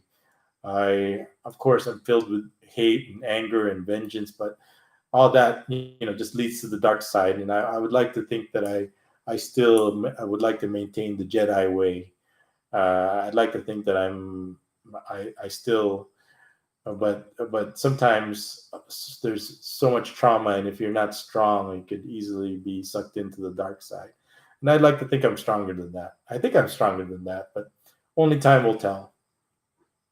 Anyway, so thank you for the 6 people that watched right now, and thank you for the 2 people that commented, especially Zandax one. If you guys want me to continue, I suggest you say something now. If not, forever hold your peace until the next live stream, whenever that is. I don't know. I would love to do it on a weekly basis, but if I can't, then because I have other promises I need to keep, especially to my family, especially to Hero. And I will update everybody on the vlogs right now. Like I said, I do a lot. Mostly it's just exercising Hero to get him back into shape, get rid of his pandemic weight gain. I mean, we all did that. I mean, I know I've gained a lot of weight since I've been out of prison, because I just do a lot of eating, because I lost a lot of weight while I was in prison.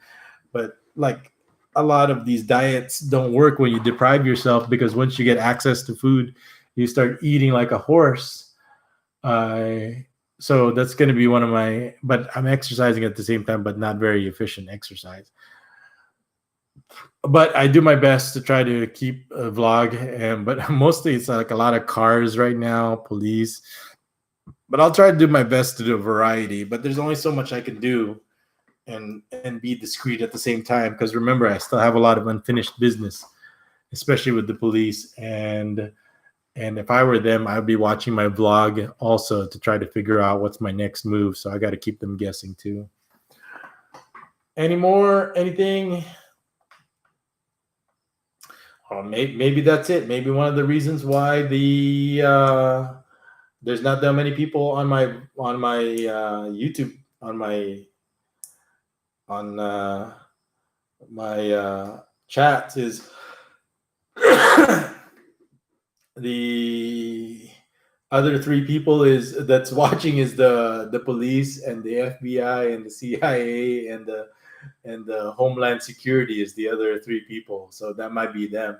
Well, if that's you guys, you can't see this, but I'm giving you guys the middle finger, and and and go on another witch hunt because there's nothing for you guys to see here. It's just there's nothing to see here. It's just except just as regular people, and you're looking for you got people looking for a bad guy. Still, there's bad guys out there, but you get these people. You get these government people that work for the government, steal people's taxes. I mean, what do you really expect from them? I don't. These people wouldn't. That's why they work for the government, because they can't work somewhere else privately. They wouldn't be able to survive like I do in the private world. But anyway, if that's you three people, like I said, it's me giving you guys the finger. If that is, if not, then I apologize. I could be wrong, but it's always better to assume that's probably why people are not joining my live stream or commenting, is because they don't want the exposure. Well, then you could use a fake name or whatever is, but I guess I do understand that you don't want the risk is not worth the comment. So if that's the case, then what are you gonna do, right? All I can do is just say, hopefully the vlog is mightier than the gun. But if you are listening to this and and you're listening to it from the grave, please take care. And hopefully you guys could take care of my family if I am gone. And I'll provide a way for people who want to contribute. I don't want to use donate, contribute. If you want to especially support Heroes football endeavor. Anybody have any other questions? If not, okay, I'm going to be closing the stream. It's been, I think, 3 hours. Let's see what the time is over here. 3 hours, 3.5 hours. So I'm going to go to sleep and at least get 4 hours, because sometimes when I do the whole 7-8 hours, the next day I've got this live 8-hour live stream hangover from not sleeping, which makes me difficult. I mean, I'm kind of half asleep during the day, but since nobody's commenting and nobody's really watching, I'll just use this opportunity and I'll just live stream another time if that's the case. So anyway, thanks everyone for watching Zandax. Everybody have a happy new year and enjoy your PS5, and be careful out there, because I know you work long hours in that industry, and yeah, it's dangerous working with that stuff. That stuff's volatile, so I want you to be careful, live long, full of love, peace, and happiness, and I'll see all of you in the next live stream. This is Bebos Only signing off.